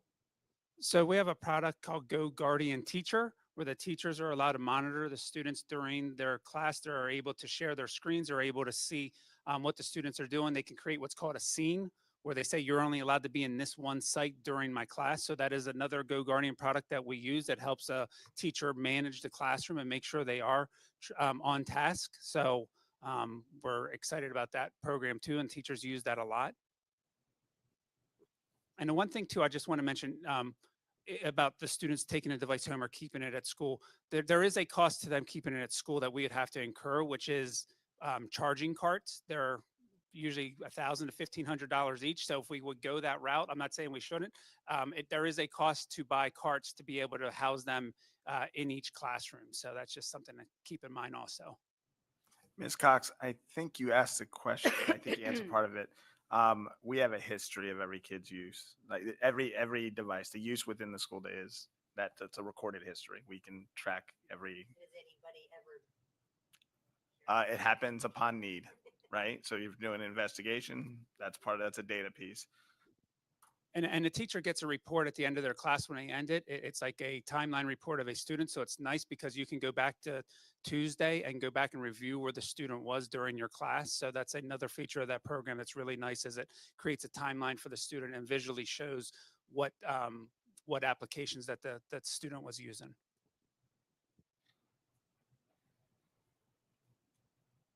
I would just have something else I would like to ask.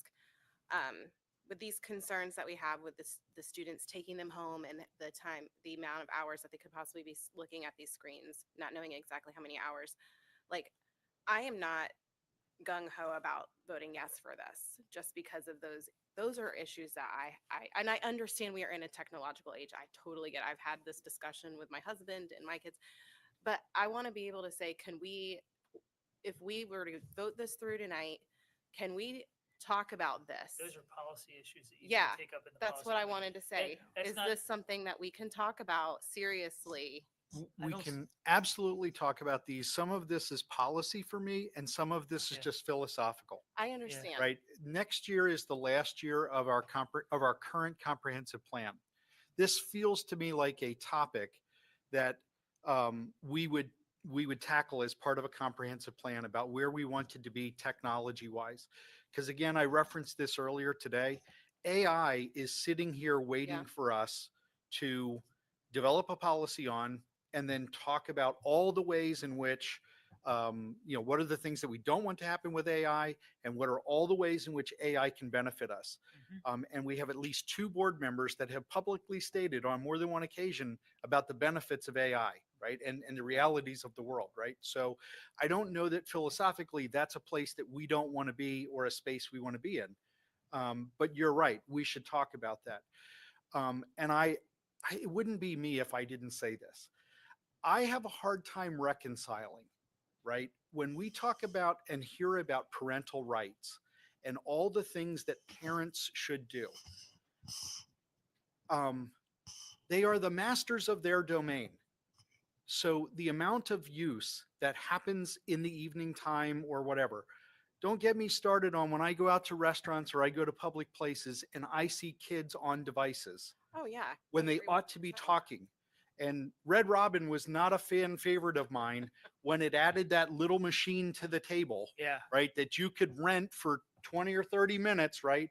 For $2.99 or whatever the case is. So I don't want, I'm not in opposition to that. I understand that plea, but like there is the part of a screen time and what a parent allows in the house in the evening I'm not time. talking about parents. I'm talking in school. I understand it, but I heard a part of why devices shouldn't go home. Parents don't want the homework on the device. That's what I'm hearing. They want homework in a packet, or they want to be able to sit down and write things down to their kids and not do it on a device. That's Okay. what I'm hearing. And that to me feels like a very philosophical one, right? Because as we go forward, and I'm not saying there's not a middle of the road, but I think we ought to study that a bit more. That's what I'm asking. Yeah, 100%. You have my commitment about I'm not that. saying this is we're going to hash this out right now. and No, figure I don't this think out. we would. No. But this is something I would love to, I don't even like roundabout back to. So I don't say circle back. Just to be clear, there's a purpose in why this is on the agenda tonight, right? And some of these things are very much outside of our control. The fluctuation of prices for technology, we all read about it in the news. And so there's some effort to get ahead of that. In the shadow of tariffs. In the shadow of tariffs, there is a wish that, a belief that we can stay ahead of some pricing fluctuation. We did get a commitment from Apple, from our Apple rep. Our rep gets the opportunity to extend some unique pricing opportunities to one district that he serves. And Steve has made relationships, probably badgered him so much that, but has made relationships that he has chosen West Shore to be that district that provides him an opportunity for some pricing opportunities that are unique. Third, there is an opportunity. We have reduced some summer, when we voted summer, we haven't voted yet. We'll be presenting. No, it was part of the Oh yeah, summer it was. program. It's part of summer programs. That was supplement hours. When we did the summer programs last week, right? I think I shared, we made significant changes to summer programs to It was decrease. Camp Kindergarten specifically. Camp Kindergarten was a program that part of the staffing at Camp Kindergarten, some of the support staff staffing, supported onboarding iPads. So when you get a brand new machine, there's some work to get it up, but on the network, load whatever software you have. That was work that was in tandem with Camp Kindergarten, so we could use support staff in two roles, right? Well, we changed the model of Camp Kindergarten, so there's not a staffing cost, or there's almost no staffing costs associated with Camp Kindergarten anymore. We essentially made it part of the school year. So we eliminated that staffing to do that work. There's a timing issue, right? When you order after a certain time, you're dependent upon when the machines will get here. If they get here too late, we can't have them ready for the start of school. We no longer funding the staffing who did a chunk of that work in early August. So it's all on the department without that supplemental work. So this earlier we get things, and I'm not trying to hold anyone over a barrel. I just want people to be aware of costs. We're hitting a sweet, part of our target right now is we have a better pricing model, and there's a good chance we have some unintended price fluctuations, not just with tariffs, but also with personnel to have things up and ready. Not over a barrel. It's just decision making. I don't know if this helps anybody. I look at this decision as twofold, right? There's a piece that needs to be in policy.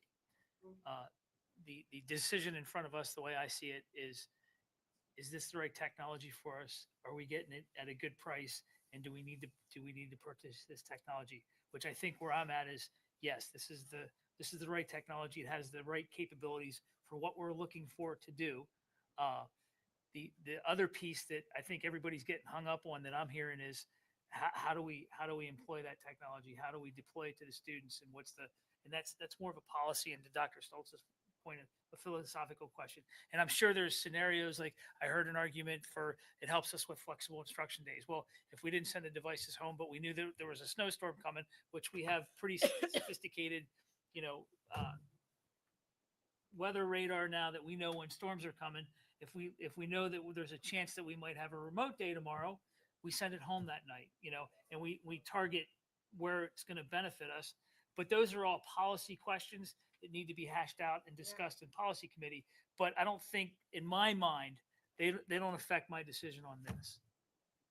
And that's just where I'm at. And I'll stop talking. Sure. You were saying about trying to get ahead of the tariffs. If you weren't had this threat or concern of this, when would this have been presented to us to approve? We would have had a potential to look at one more month. Thank you.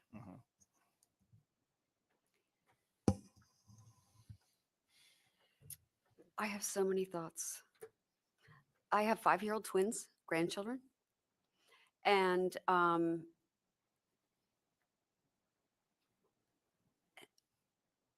have like social issues with this. So at 5 years old, and the mom working full time, and then coming home, she becomes the bad guy when they have to take the iPad away. Have you seen some of the videos of the children who are, the parent takes their device and the kids like lose their mind?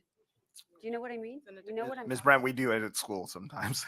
What's that? We do it too. We take kids' devices when they're being used inappropriately or. But even so, I think it puts a particular burden on the parents at home to do the restrictions. So now they're the bad guy to take them away from the iPad when they're in this little bit of time that they have with their kids. And I know AI is amazing, right? She loves AI. What's that? You love AI. I love AI, but it's terrifying. It's absolutely terrifying how fast it's learning. I use it because I own a business and my competitors use it. And if I don't use it, 40 people lose a paycheck. It's really different for me than it is for a kindergarten. But it's learning every time I ask it a question. And the questions are getting better or the answers are getting better. I have those kinds of concerns. I have budget concerns. I have eyesight concerns. I happen to know that all that blue screen time does damage your eyes. But that's something that my family would know about. The blue screen, it rewires your brain. If you look at it before you go to bed, it takes longer to sleep. I mean, these studies are in. And I'm just becoming more and more anti-screen time, just as a human being, because I know better than most people what the screen time does to the brain. And it is not good. It is not good. So I just want you to know that AI is amazing and it's terrifying. And I use it judiciously because I know that with every click it gets, it's learning. And I don't think that kindergarten should be having iPads. And I mean, we control that very seriously at home. I think at some future forum, it would be awesome, I think, to invite a kindergarten teacher or a grade level teacher to have them come in. I think there's a lot of suppositions that we're making tonight that we'd like to just, I think it would be good for all of us. Yes, but I want you to know mine are not suppositions. Well, I'm not think how supposing much anything. screen I time know. kids are getting in school, we can quantify, right? That's something we can quantify. I don't know that any more than you do sitting here today, right? But I don't think that's every minute of the day. I'm I not don't think saying that's, it is every minute of the I day. understand that, but that's not what we're having teachers do. And I don't think that's how they're using and employing the technology. If I may, this kind of discussion where you say, we're not using it every minute of the day. It's like saying, you never do this. You always do that. That's not how we can discuss this. I know they're not using it every minute of the day, right? Okay. But that kind of like, Right. That's but not to say even real. that you're the only person in the world that knows. I'm not, see, that's the other thing. I'm also not the only person in the world that knows. Okay. Stop with that. But Stop I with know that about narrative. blue screen time too. And I Okay, think but I just everybody want else you to does, right? just And I thought about Mr. Trone because I think he said this publicly. Math homework in his household isn't always fun. Am I right? And so whether you're doing that on pen and paper or you're doing that on an iPad, I don't disagree. What a parent reaction is, or the nightmare of it is, the chore that it is. I lived that as a parent too. Doing homework with a couple of kids was not always fun. They didn't want to do it either, and it really put me in a bad spot as a parent. But I don't know how to get around that, because I do feel like that comes with being a parent. And that's not an argument to say, oh, well, then I equate, we just don't do any homework or anything like that. I don't You mean went that there at in the all. beginning. But again, I think there's a forum in which we can all be educated around multiple perspectives, that we can just get us to what would make a better decision the whole way around. For me, it's not whether or not there ought to be devices. It's about how often they should be accessed, used, go home, all of those pieces that to Mr. Geiswhite's point, probably has less to do with this decision tonight. That's a much bigger, broader something. So your points are well taken. I understand what you're saying, and I don't mean to speak in the extremes. I try not to do that, always and nevers, but thank you for the reminder. Yes. I think it is a useful reminder. If you knows the grade levels, this is really primarily high school rollout of iPads, switching the high school from Chromebooks to iPads. There's one grade level, third grade, that is on a replacement cycle to deal with the other end, but it's primarily high school. Can I ask why ninth grade is not included in there?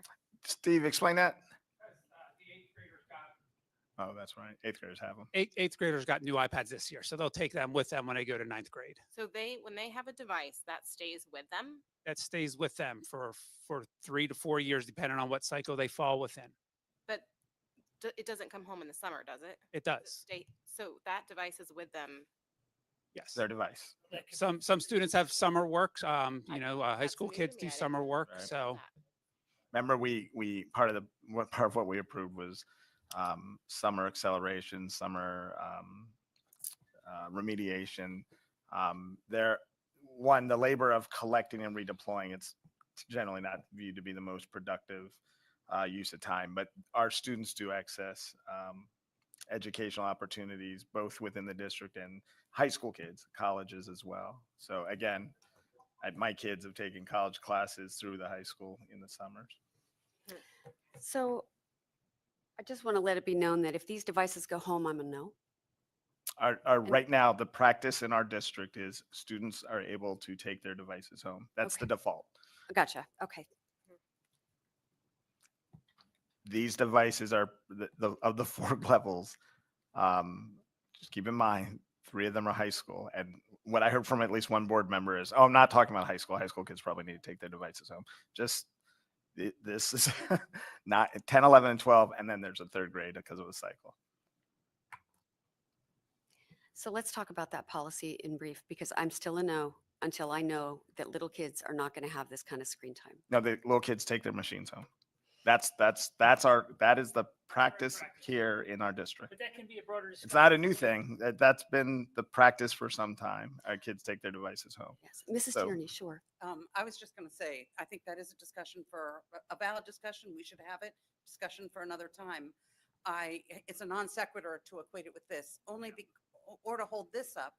I was the parent. My kids only ever had an hour electronics, all electronics in a given day. Would you like TV? Would you like your desktop?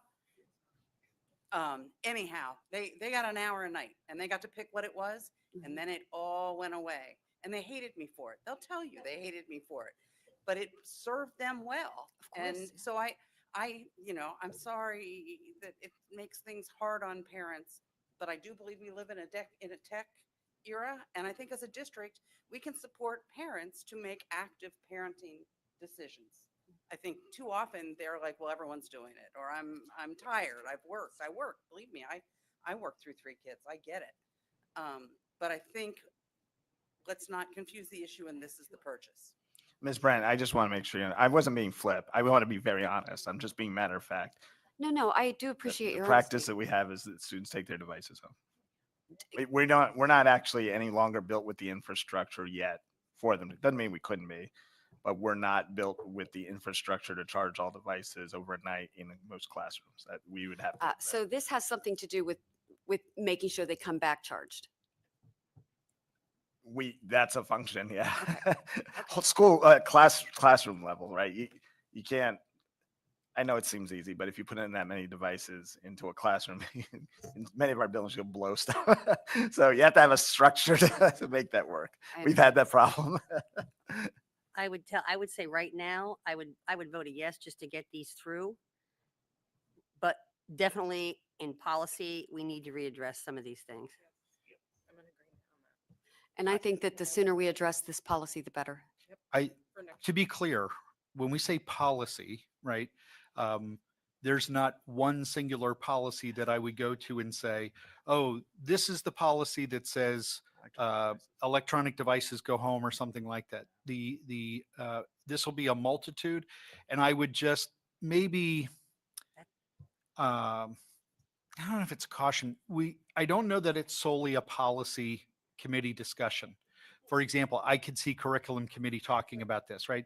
And even though right now the makeup and composition of those two committees is exactly the same, I see it as there's a much more comprehensive discussion to be had. No doubt it's going to come to policy at some point in time, and I'm sure curriculum's going to be in that. So we're open to that. The policy we addressed this evening, that we started addressing at the end of the policy meeting, is an electronic device policy. And it doesn't differentiate very clearly. It's one of my notes that we didn't get to, but it doesn't differentiate clearly between school issued and non-school issued. It doesn't, and One of our we'll issues. be able to work through that. Right. Could be one of our pieces. Yep. Okay, is there any further discussion? Any other comments? Dr. Argot, would you poll the board? Mr. Britton, Aye. Mrs. Tierney, Yes. Mr. Geiswit, Yes. Mrs. Davis, Yes. Mr. Kamick, Yes. Mrs. Thomas, No. Mrs. Cox, Yes. Mr. Trone, Yes. Mrs. Brent, No. 7 yes, 2 no. It passes. Thank you very much. Let's see here. And number 8, information items, new board policy. Mrs. President, Service management. Yeah, see, it's missing. Okay.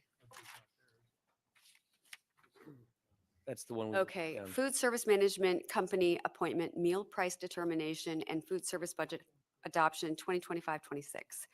Our remark. Thank you, Mrs. Dr. President. Argot. After completing a formal request for proposal process in which we received 6 different proposals and having a committee review those proposals, it is the recommendation of the administration that the Board of School Directors approves the food service management agreement between West Shore School District and Aramark Educational Services for the period of July 1st, 2025 to June 30th, 2026. Approves the school meal prices for 2025-2026 as presented, and approves the 2025-2026 food service budget as attached. So moved. Second. Any discussion? I have one question. And this is just out of curiosity, because we had free lunches this entire year. Did that help save money at all for us this year?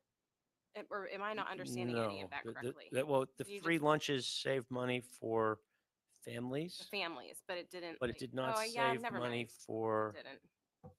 our 'Cause we food still had to service buy food. department. Yeah. And we were fine for this year because of the way COVID funding had flown and short staffedness and all of that. But we're be another $500,000 in ballpark numbers if we were to continue doing that. That is Okay. separate from the recommendation for a contract. Okay. I would love to feed students, but I I know, also know that yeah. we need the food service department to remain effectively self-sufficient. Right. Thank you.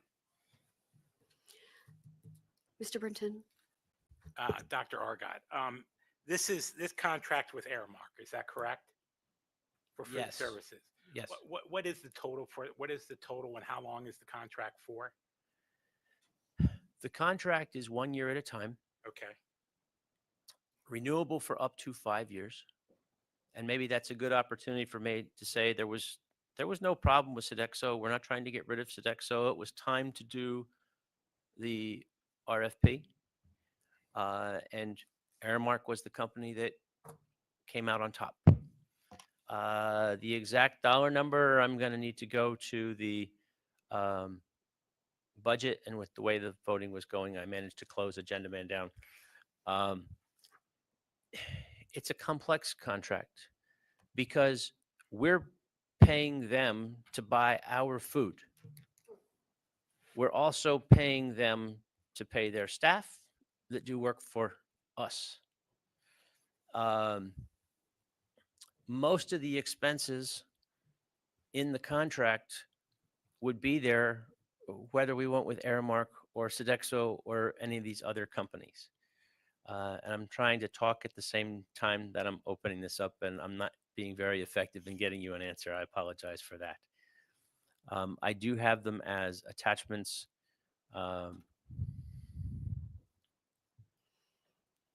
There we go. So the total projected budget for 25-26 is $4.9 million. That includes all of our food service staff members. They are still our food service staff members. They are not directly impacted by the change in company. Okay? Those that have a job with us today have a job with us next year.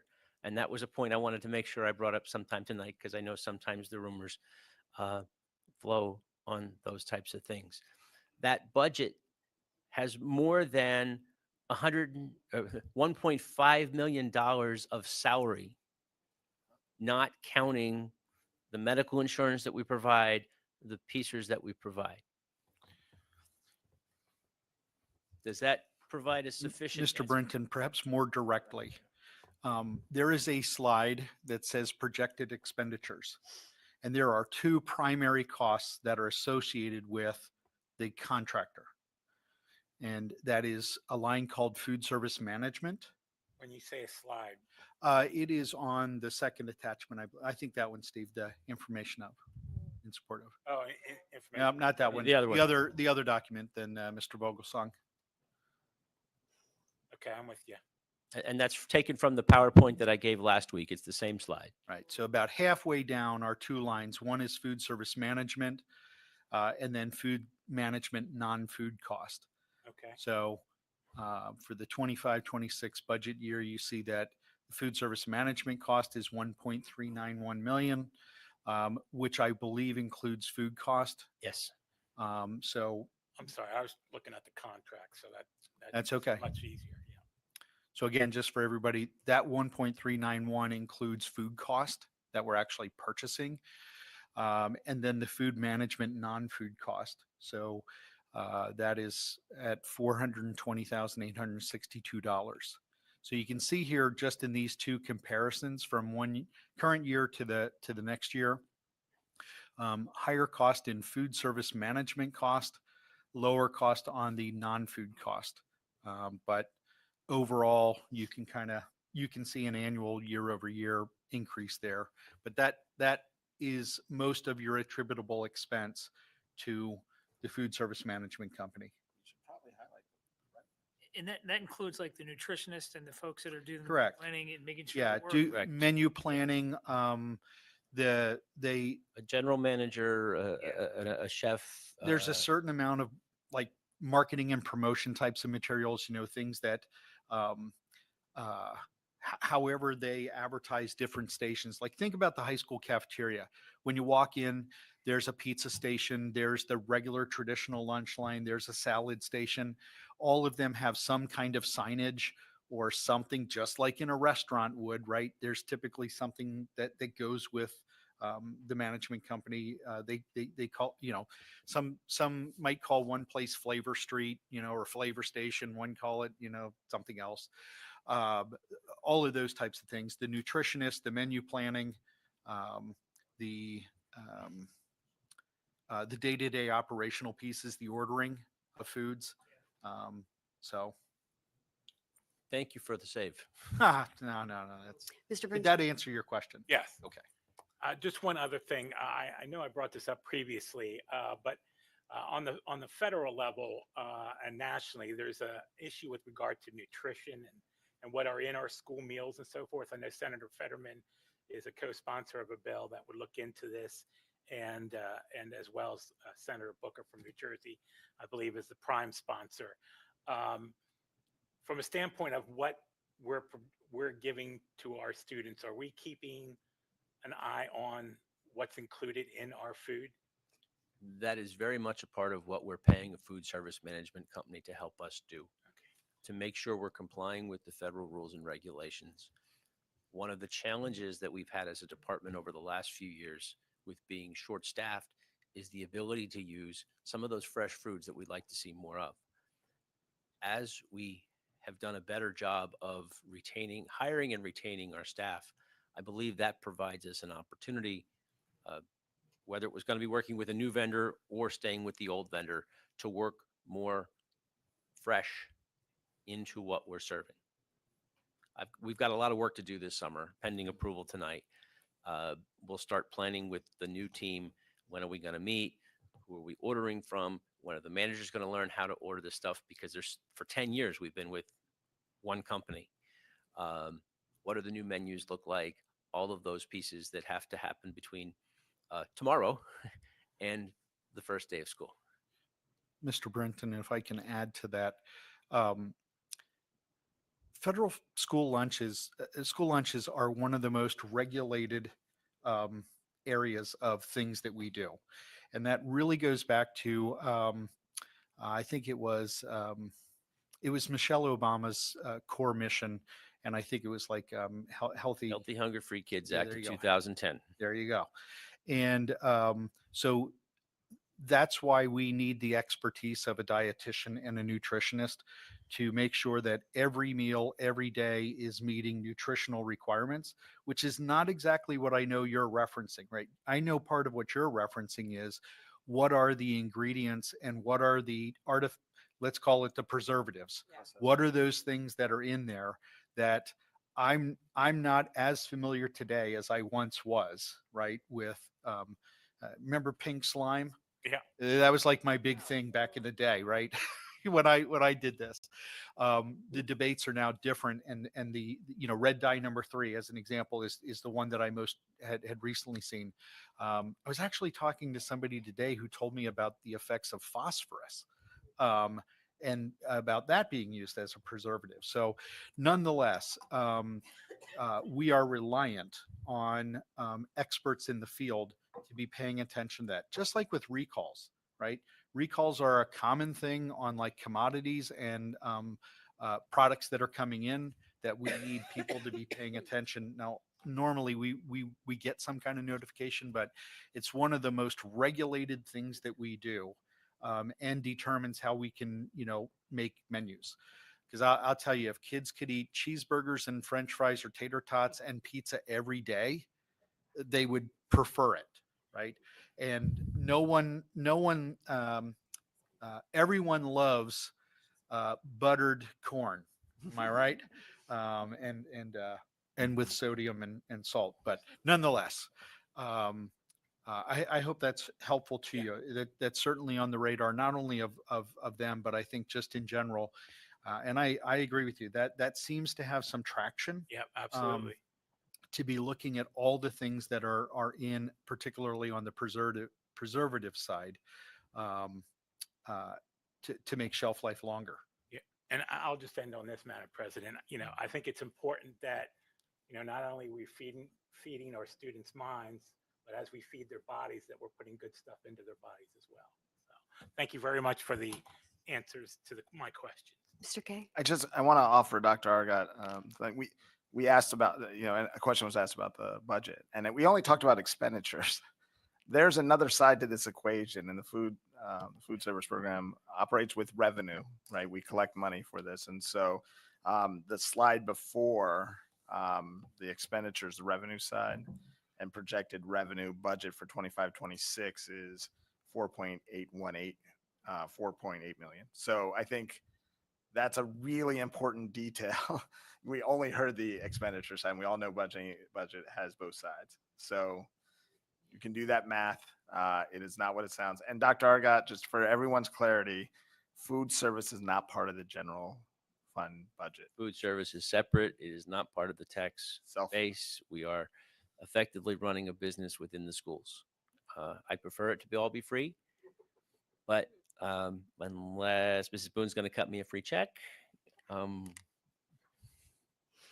I believe if you look in the treasurer's report, that's indicated with the food service is separate. We have our own we have our own investments. We have our own fund balance that we've been working on spending down with some of the larger expenses this year that are in that gray zone of should it be a food service expense or should it be a district expense. We've been trying to make them food service expenses while we're comfortable doing that so that the general fund isn't paying for those things. Right. 2 years or 3 years from now, if the numbers are different, I might have to come back and say, this is broken and we need to find a different way. I know Dr. Argot mentioned this last week, but it's important to note that if for some reason the food service fund runs in the red, it is the general fund's responsibility to cover it. So you'd have to go back a very, very long time. But because when I came here and inherited that role, we were paying back the general fund at that time because we were not running a self-sufficient food operation. And that was part of the reason, I think, why there was a transition to a contracted provider. And we've never really looked back since. I'm going to knock wood when I say this, because we have, through the partnership of various providers and partners, we have stayed afloat with the food services fund. And it hasn't relied on the general fund. But in districts, there are plenty of districts where the general fund has to supplement the food service fund. So, Dr. Argot, you mentioned that there are angels. There are folks. I was going to encourage them to come up after we hopefully have a contract vote. Those angels. Those angels.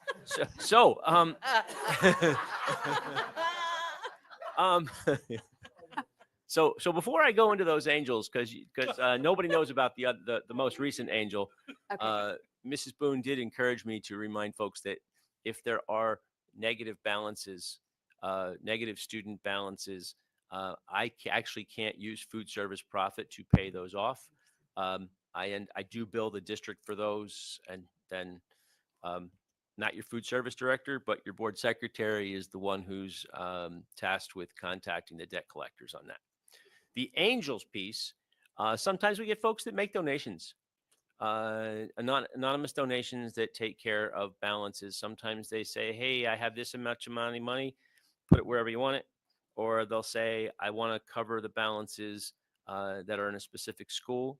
I don't have the check yet, but I had someone on the phone the other day who wanted to know the total negative balance of anybody that was free or reduced that had a negative balance for this year. And I'm waiting for a check in the mail to erase all of those balances. So what does that, what's that number?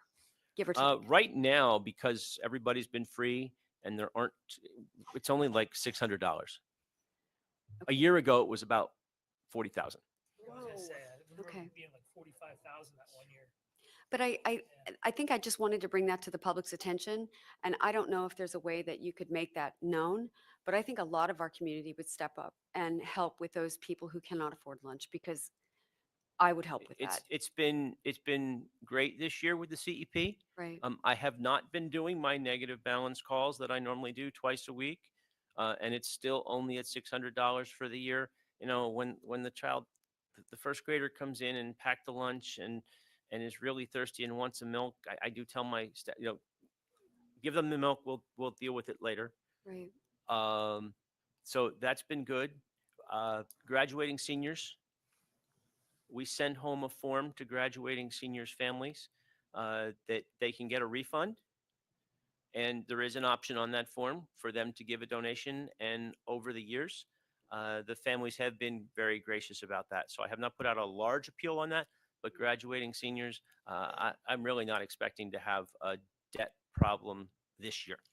I'm not worried about a debt problem. I know that that's, I'm just like, as an individual who maybe is a little, maybe they don't have what they need and they need to eat.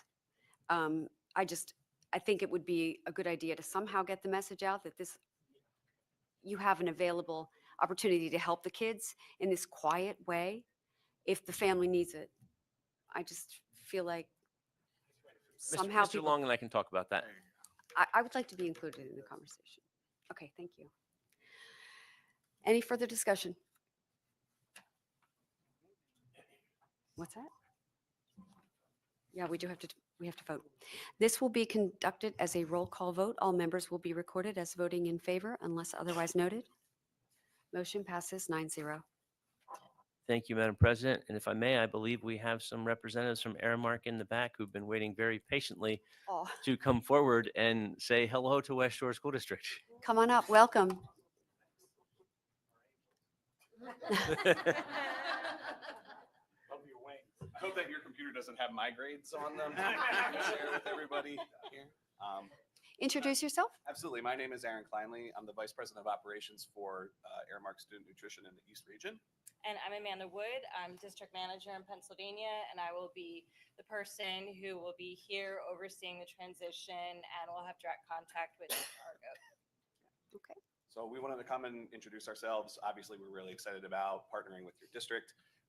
This was the best school board meeting that I've been to from the beginning, and having the national anthem sung. I mean, I haven't ever seen that before. So we're really excited about starting here. And, as Dr. Argot said, as in the upcoming months, as we get towards the end of school, Amanda and the rest of my team will be working together with the district to, start the transition process and to, really show, what Aramark can bring to your district from not an economic perspective, but from a meal and from, an innovation standpoint. So we're really excited about being here. Well, welcome. Thank you very much. Congratulations on the win. Yep. Thank you. Oh my goodness. I know. It's a long meeting. So the last item is recognition of the public, general items. Information items. We're on information. Oh, yes, we are. It's been a long day. So I want to explain to everyone. Dr. Argot sends me a script. And even though I wanted to make my own, he keeps me within the lines of the script that he writes. And I'm actually very prepared. So I put this binder together a couple of days ago. And there was a revision. And now all my letters are messed up. So information items. 8A, new board policy 123.2, sex-based distinctions in athletics. Dr. Argot. Thank you. After several months of discussion by the Board Policy Committee, tonight we have for you a policy that we're putting on public review with the intent of bringing it back to the board next board meeting in May with the committee's recommendation that we adopt it. Some very dynamic conversation, but the meeting that we had tonight, I think by the time we got through the end of it, everyone was reasonably okay with what everyone else was saying. Mrs. Tierney is waving. Maybe I overcharacterized. Mrs. Tierney. Prior to the meeting, I advised, and you weren't here, I would have advised you too. I advised Mrs. Thomas that I was going to speak to this so I wouldn't surprise her. But as far as this policy goes, there has been more quality conversation later in the process, and I really do appreciate that. I think it's been extremely helpful, and I absolutely acknowledge the goals of the policy of fairness and safety, and I embrace those and would welcome a policy that would attempt to preserve those goals as well. I just don't believe this policy is that policy for a number of reasons, and I'd like to share that now. I don't think this is an area where we should be crafting with broad brushes. The home case by the Fourth Circuit Court of Appeals found, as a matter of fact, that transgender student status is not an accurate proxy for their average athletic ability or their competitive advantage. It is an area where we should be looking on a case-by-case basis. And the way that this policy is written with a binary approach essentially erases the existence of anything outside of the binary. And we've talked through ways that trans folks can navigate this policy, and I really do appreciate that conversation. But it would require, to do so, will require them to deny their existence and claim they are something they don't believe they are. And I find that unacceptable. I think the problem with this policy, quite frankly, is we began with the wrong model. Almost every iteration that we've used began with the nuts and bolts of a policy that was recommended by the Independence Law Center. And there are other good policies in the state. I've looked at some have been recommended by the administration, and we never ever deviated off of variations on the Independence Center policy. And I find that disappointing. Our policy doesn't, although it cites authority, it doesn't in any way, shape, or form reference the Pennsylvania Human Relations Act or the Pennsylvania Equal Rights Amendment. And for example, I mentioned this at a point earlier tonight, that there was a case, Wilde, I don't know if I'm pronouncing that correctly, but it's WILDE versus the School District of Philadelphia, where the school district was assessed damages of $550,000 plus fees and costs, and they ended up paying $850,000 for deliberate indifference to peer-on-peer bullying as a result of gender expression. It's a sticky wicket. This is a very, very difficult area, and the state of the law is very much in flux. I believe that until the law is settled, we should handle things on a case-by-case basis, and our counsel has advised us, given that the current state of law is in flux in this particular area, it's difficult to provide assured legal guidance. If there is a challenge, which there very well could be, the Third Circuit Court of Appeals, that's our federal authority directly under the Supreme Court, has applied a heightened scrutiny. The level of heightened scrutiny, it's increased scrutiny when challenges are based on gender. Classifications based on gender call for heightened standard of review, and those types of classifications have to fail unless it's substantially related to a sufficiently important government interest and there is exceedingly persuasive justification for that action. And recently, the Eastern District Court of Pennsylvania refused to issue a temporary restraining order, claiming that a ban of a trans student was too broad. And I just think that's the danger here, is that we're trying to paint with a broad brush. The policy references looking at a birth certificate. However, there are regulations in Pennsylvania that prohibit a district, we're not allowed to require a birth certificate for enrollment. Enrollment isn't this, so there's a distinction, but that wasn't taken into account at all. So I see it as a problem of implementation. There's no authority for how is this going to go in our federal court, the Third Circuit. And the one that took it up, Boyertown, found a compelling interest in protecting transgender interests. An executive order isn't the law. And it is new on the scene, and we have to pay attention to it. But it can be ruled unconstitutional and has been ruled unconstitutional. And that is just part of, I'm not saying defy it. I'm saying understand its legal, its legal status. There's no case on how that interrelates with the Pennsylvania Human Relations Act or the Equal Rights Amendment. And don't want to be the test case here in West Shore. So I just don't understand why we have to do this at this time. That's my thoughts.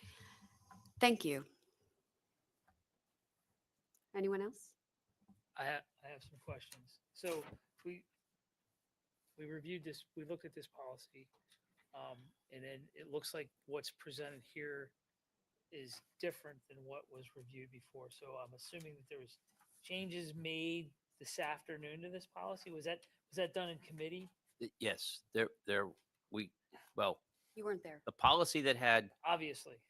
last month or last week, we had executive session to talk about this policy. Mhm. We came out of executive session and workshopped the new version of the policy. So if someone were to look at what we have on the information item tonight versus what was on the committee meeting tonight, those attachments are slightly different because of the changes that were made during the committee meeting. Okay, so that begs the question, have all those changes been completely and thoroughly vetted by legal counsel? Have we gone through and made a thorough review of all the changes that came out of that? Typically, in the past, when we've made changes in policy committee, we've gone back and had a legal review, and we didn't try to push it through that very night or that very month. Mr. Hall, you want to ring in here? Mr. Geisler, you weren't here, so you won't know this. I was present during the policy committee meeting, and the changes have been vetted. Okay. And we also had another attorney with us as well for that. Yeah, that wasn't for, I'm assuming the changes were made in committee, and the other attorney was not present for that, right? Mr. Volz was not present at the policy committee meeting, no. Okay. So, yeah, I mean, you all know my feelings on the first policy. And this one's, I wish I had more time to review this and understand it, because I think Mrs. Tierney makes some valid points that I think we ought to consider. I support what the policy is trying to do here. I support the spirit behind this and what we're trying to do. And you know my feeling. I want to protect all students, not just girls, but I want to protect all students.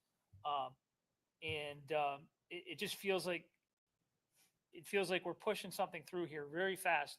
And I would hate to put us in a position where we are exposed unnecessarily. And if we maybe had one more month to look at this and then bring this back for final approval in June, is there harm in that versus approving it in May versus approving it in June? Because there's really, the sports are done. Everything that's going to happen in this school year is going to happen. So this policy is not really going to affect anything well in the immediate future of the district, but it could have longer implications just to push it through and we miss something. That's my concern. I mean, Mr. Geiswit, I want to let you know that I took a lot of time out this week to go back and watch all of the videos.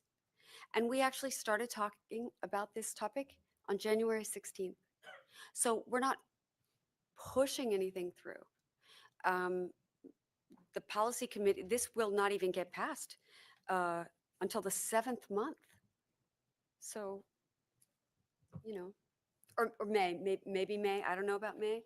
But either way, it's been out there. It's been talked about.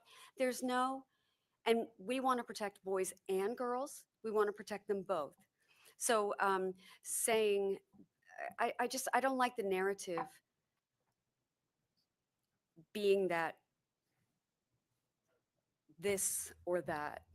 We want to keep the boys in a good place and we want to keep the girls safe. And we want to be inclusive for everyone.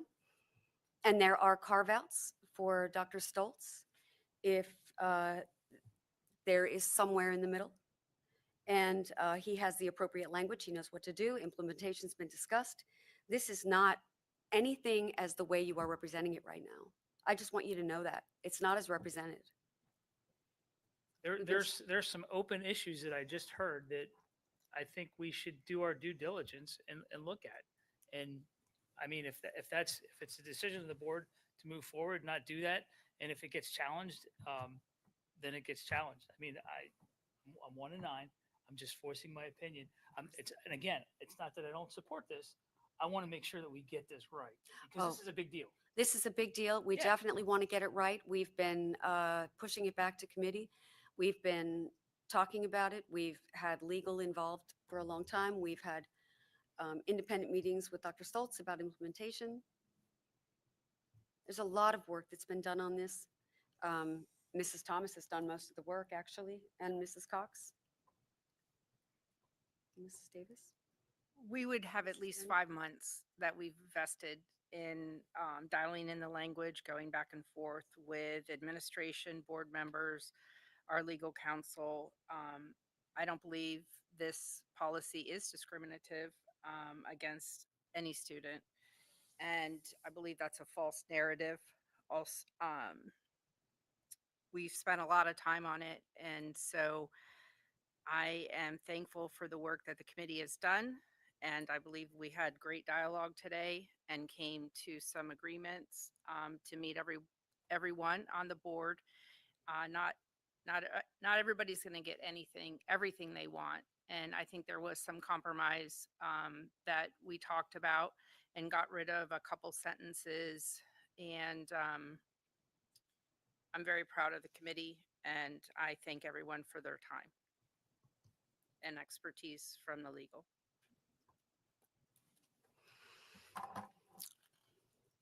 Recognition of the public, general items. Oh my gosh.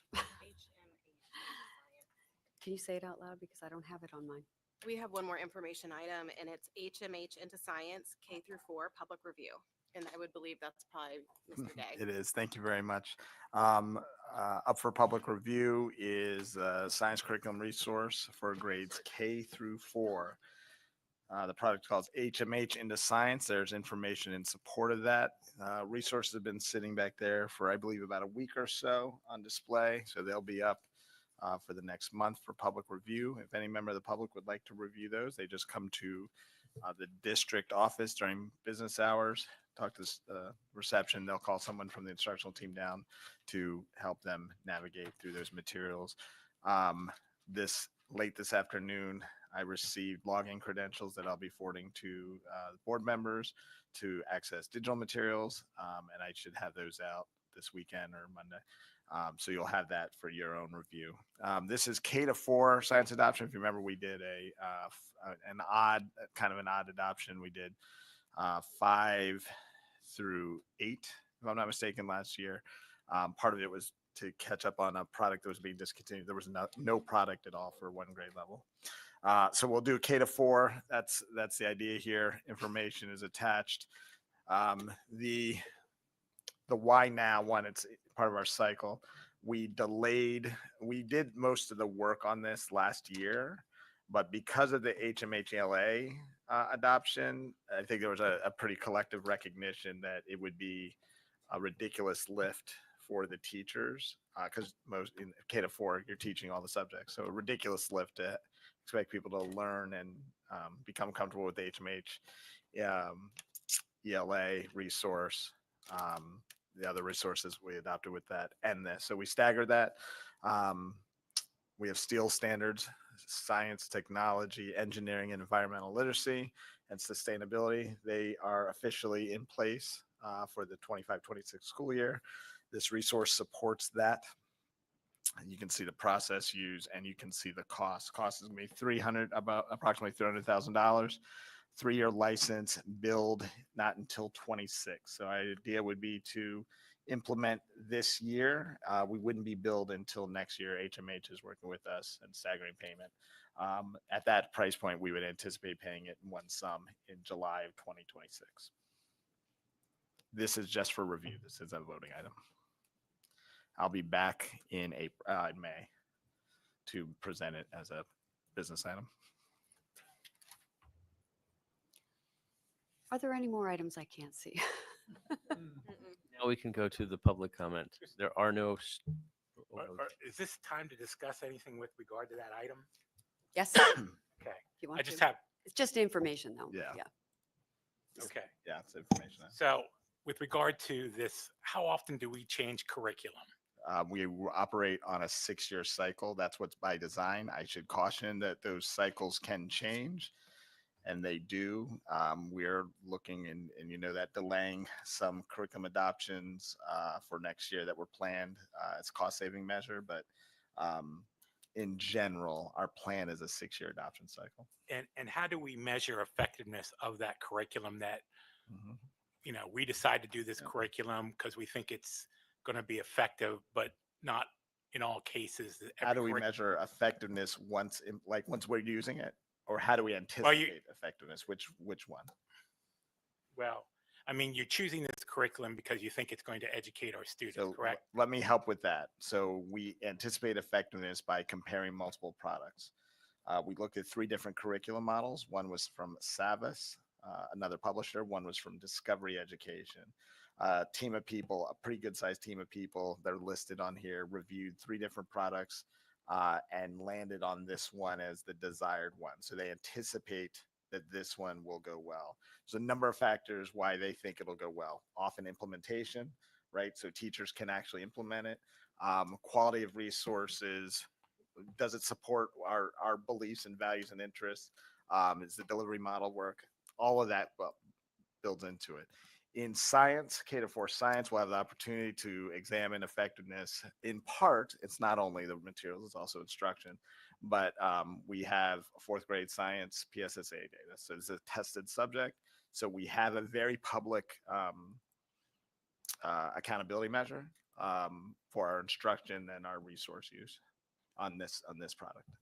Thank you. And it's tested at the 4th grade level. I mean, I Science think that's, you know, when we're outlaying that kind of money, that it's important that we see whether it's being effective or not, and that we're properly educating our students. Important to note, science isn't tested every year in Pennsylvania. 4, 8, and then biology at high school. So 4th grade is the measurement of science. Okay. Thank you so much. Yep.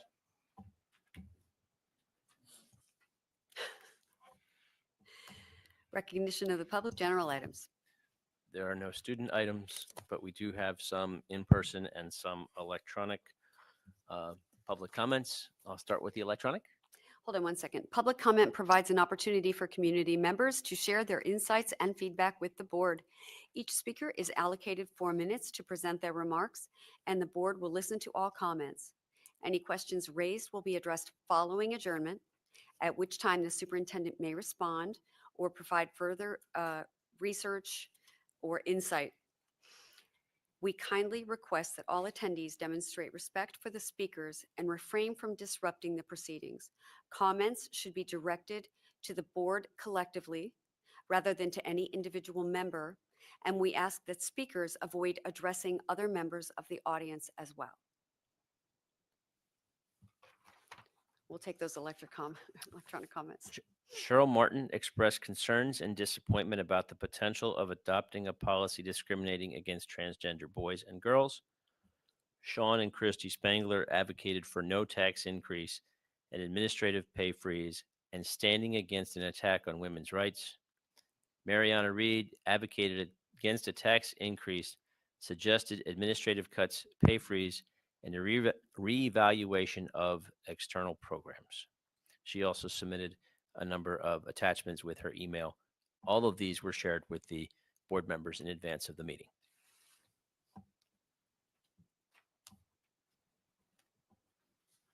Thank you.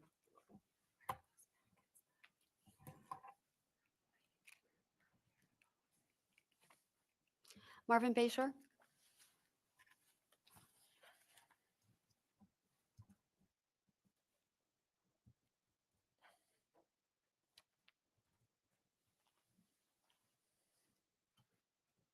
Good evening. Thank you, Madam President and members of the board. On May 2nd, I submitted a right to know request to Dr. Argot for 3 categories of items. 1, the invoices from special counsel for the district and the Sunshine Act litigation. 2, correspondence of the district with the insurance carriers with respect to claims for reimbursement for those expenses. And 3, transcripts of the depositions of the board members in the Sunshine Act litigation. The day after I made the submission, Dr. Argott responded and indicated that the district would not respond to my request within the, would not provide the requested documents within the usual 5-day period listed at the bottom of the right to know request, but would extend the period of response for an additional 30 days. Now, I don't have any problem with that with respect to the invoices and the communications with the insurance carriers, which could be subject to redactions in parts and, potentially privileges, I suppose. But I got a real problem with respect to the depositions. The issue of what happened with respect to the firing and hiring of solicitor has hung over the board and the community for best part of a year, maybe more than a year. I'm not sure the exact date last year. The board is now on record under oath, all members, as to how those deliberations took place and how that was accomplished. The community has a right to see and know what took place and have that testimony now rather than later. When you make the decision whether you're going to run the clock out, whether you're going to treat this request like the telephone records request, require an appeal, deny it, require an appeal, require a court appeal, et cetera. When you're deciding how you're going to do that, think about what you're telling the community. You're either telling the community that they've got no right to know how those decisions are made by the majority of this board, and they're not going to know, or you're going to be compliant with the spirit of the Sunshine Act, and I would say the letter of the Sunshine Law, which says that those deliberations and decisions are to be made in public so that the public can know what's going on and how the decisions are being made and why they're being made. That's the law. You should comply with that spirit of that law, and I would argue the letter of that law, which if it ever gets to a judge in New York, I have little doubt that the letter of the law will be found to have been violated. But the community needs to know now. We happen to be in an election situation, and the community is going to have before them the ability to decide who they want on this board and how they want the community's business to be handled. They have the right to those depositions. They have the right to have them now. And I'm requesting that you honor my right to know request and provide those depositions promptly. Thank you.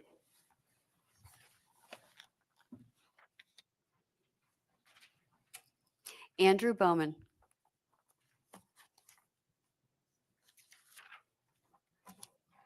So, So I originally planned to kind of reiterate a little bit on what I had said about the 123.2 and a couple of bits of research I had done. However, it seems that my hope that it would be taken to committee, it would be taken to the planning committee, they'd be able to maybe hear some of this, seems to have evaporated. So instead, I'd just like to once again reaffirm that according to the goals of fairness, opportunity, and safety, the bill is, as was put, too broad. It doesn't. We're going to be looking at it. We're going to try to legislate a very niche scenario. We need to look at every little edge case, every nook and cranny, actually sit down and go through it. I know a lot of time has been spent on this, but it's something you need to spend a lot of time on because by nature, there's a lot of different scenarios. There's no provision for students who are taking HRT, which I understand we're talking a minority and a minority, but if we want to have a law on the book that we follow without questioning or nuance, yeah. There's nothing about practice or anything. I mean, the point of school sports, at least I would hope to most students, is the social opportunity.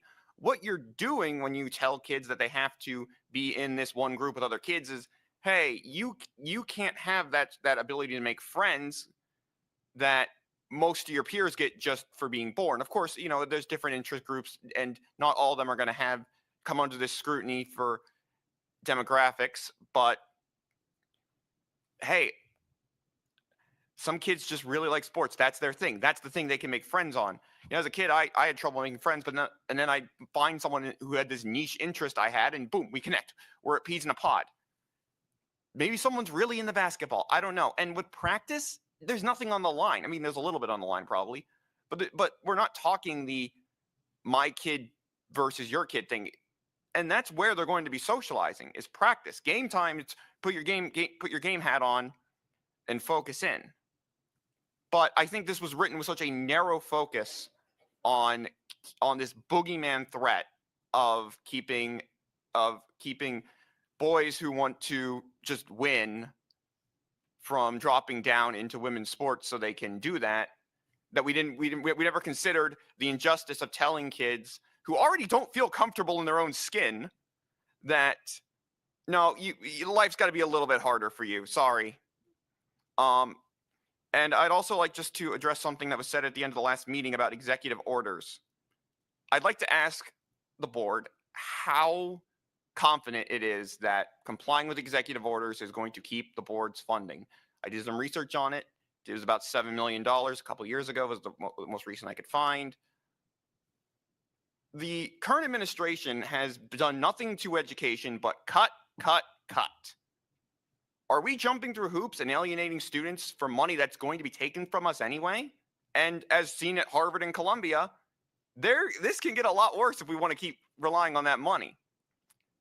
And I do think if we have a problem enforcing fairness on our students because of something the president's telling us, that's a fight between the district, all of us here, and the executive branch. It is not a fight between the school board and the people the president wants to punish. And I'm willing to fight with you, but if we're going to get in the habit of alienating people, then the line's going to be crossed one day. The line that you can't cross is going to be put forth, and you're going to find the support you need is over the bridges you burned.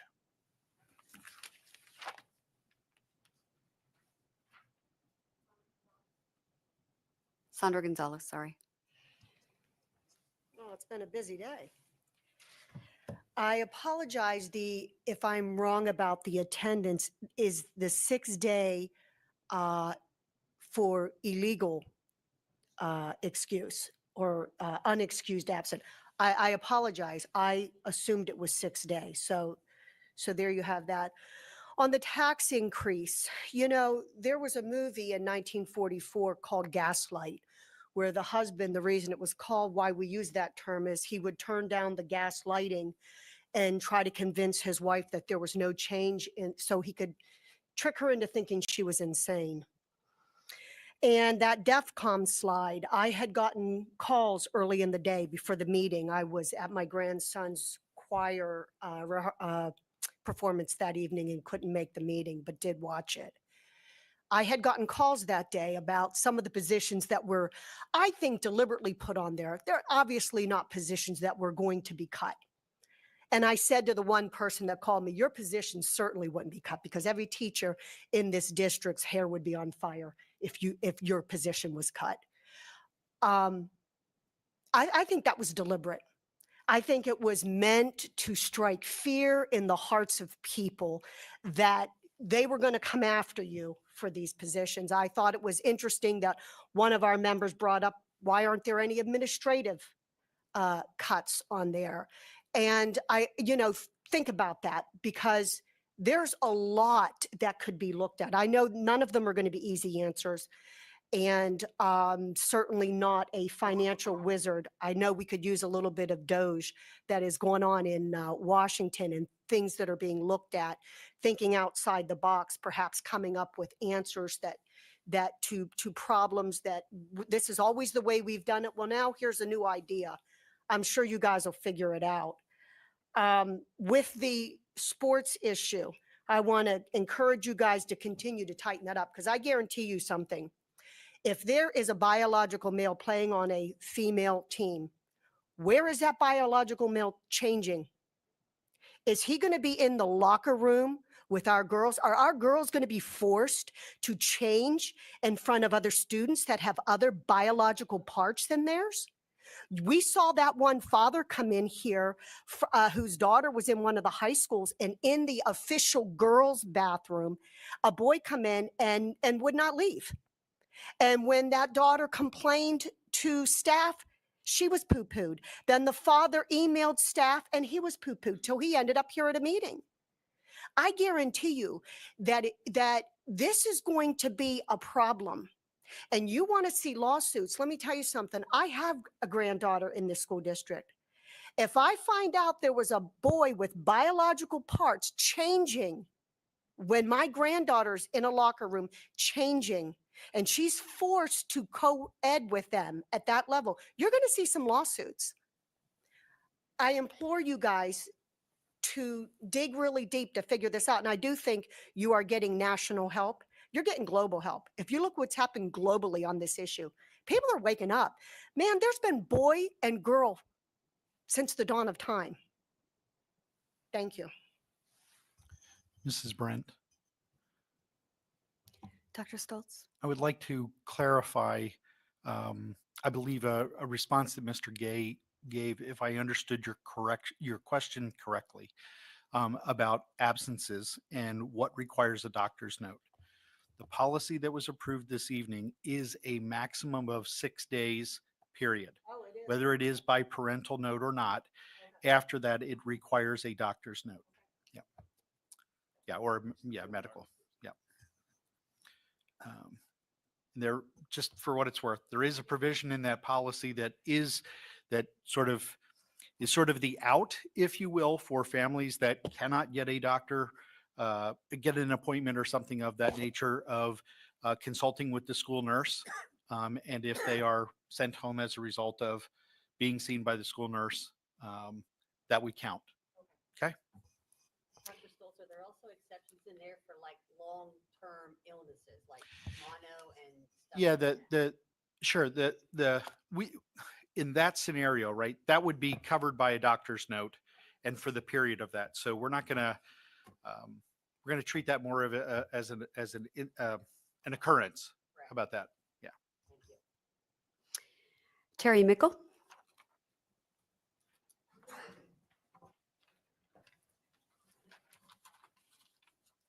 Good evening. I want to start out by giving kudos to the Cedar Cliff JROTC. They ran an amazing blood drive on Friday. They were the most hospitable group, making sure that I had somebody like walking me from the bus in to make sure that things didn't happen. They had donuts and snacks, and they were just so generous. And they ended up, I think they were able to collect 45 pints of blood. So kudos to them. That was really amazing. So over the past year, I've become concerned with the board's leadership that they've strayed from the principles of good governance, transparency, due process, and respect for the community you serve. Since last year, we've seen meetings with outside legal organizations without public notice, policies drafted behind closed doors against our own legal counsel, and decisions made without the opportunity for meaningful community input. The replacement of a long-serving legal counsel without transparent hiring process or public discussions should concern anyone who values accountability. When the public and members of the board are left out of critical decisions, that's not transparency. And it isn't just how the decisions are made, but how they're being prioritized. Instead of using board time and energy to focus on what really matters, things like improving student achievement, supporting teachers, and addressing our growing budget challenges, there's been a push to attend to ideological agendas that divide our community. Parents, students, educators, and residents have shown up meeting after meeting to voice concerns, not only about specific policies, but the direction of the board, and yet their concerns are brushed aside. These moments send a message, and intended or not, that message matters. I do appreciate the comments tonight to have more community input, especially on these items that we feel are so impactful to kids, because we parents do want some say in that.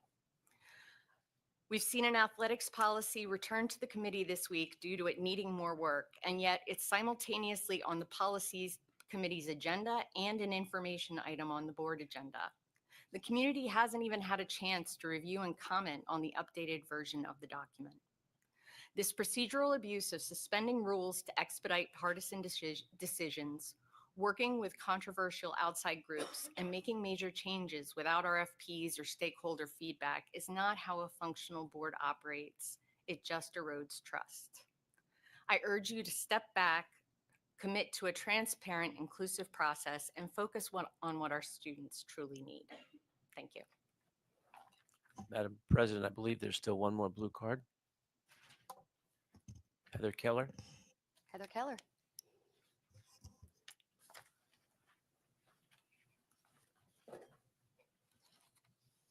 Thank you.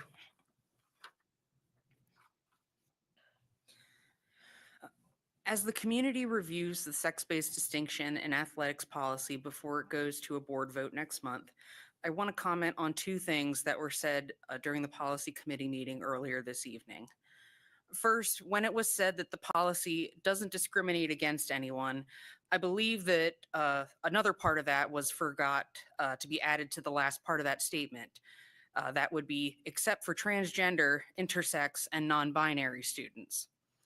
Secondly, when one of the committee members, when one of the people up on the board noted that the policy was missing other equality-based references, most notably a reference to the PA Human Rights Act, it was said that the information was too one-sided. To me, that seems hypocritical considering that this entire policy itself could be said to be too one-sided. And I didn't realize that human rights were a this side versus that side issue. I also want to call attention to a potential conflict of interest. Dr. Larry Cox, Brenda Cox's husband, lists on his medical office's website that he is the sports doctor for Redland. And I've also been advised that his medical practice has a contract for district sports physicals. Therefore, I ask that Mrs. Cox abstain from voting next month on that policy. Thank you.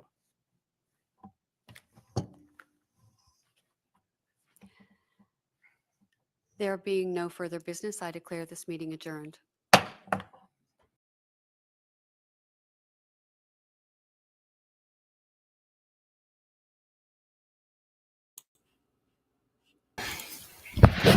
Okay, everybody, the meeting is adjourned. Let me get this removed. Let me take down the clown face. All right. Now I'm going to talk for a moment or two, and then I'm going to throw it to Mariana, and we'll go from there. Please leave a comment on what you think about how the meeting went. I couldn't agree more, Brandy. Wow was a word I used several times in this, including the attempted bullying by the president, or not by the president, but towards the president of the school board a little bit earlier in the meeting when she was asking about devices. So first, I want to start at the beginning. There's only a couple of things that I'm going to address. One of those things is the devices in the classroom. I think devices are an important tool for learning. I do think that they have their place, and I am fully on board with parents being concerned about screen time and what that can do to your children. Absolutely. In terms of what Kelly was saying about the parents then needing to be the bad guy when they bring their school tablets home, that's called parenting. I'm sorry, Madam President, but I'm going to disagree with you on that. That's called parenting. That's the way it is. You have to discipline your children. You have to give them rules, and you have to give them guidelines, and you have to help them stay within those rules and guidelines. That's called parenting.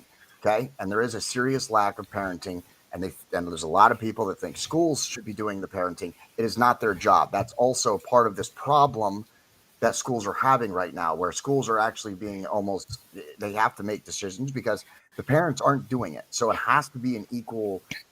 Parents have to be involved. The school has to be involved. The child has to be involved.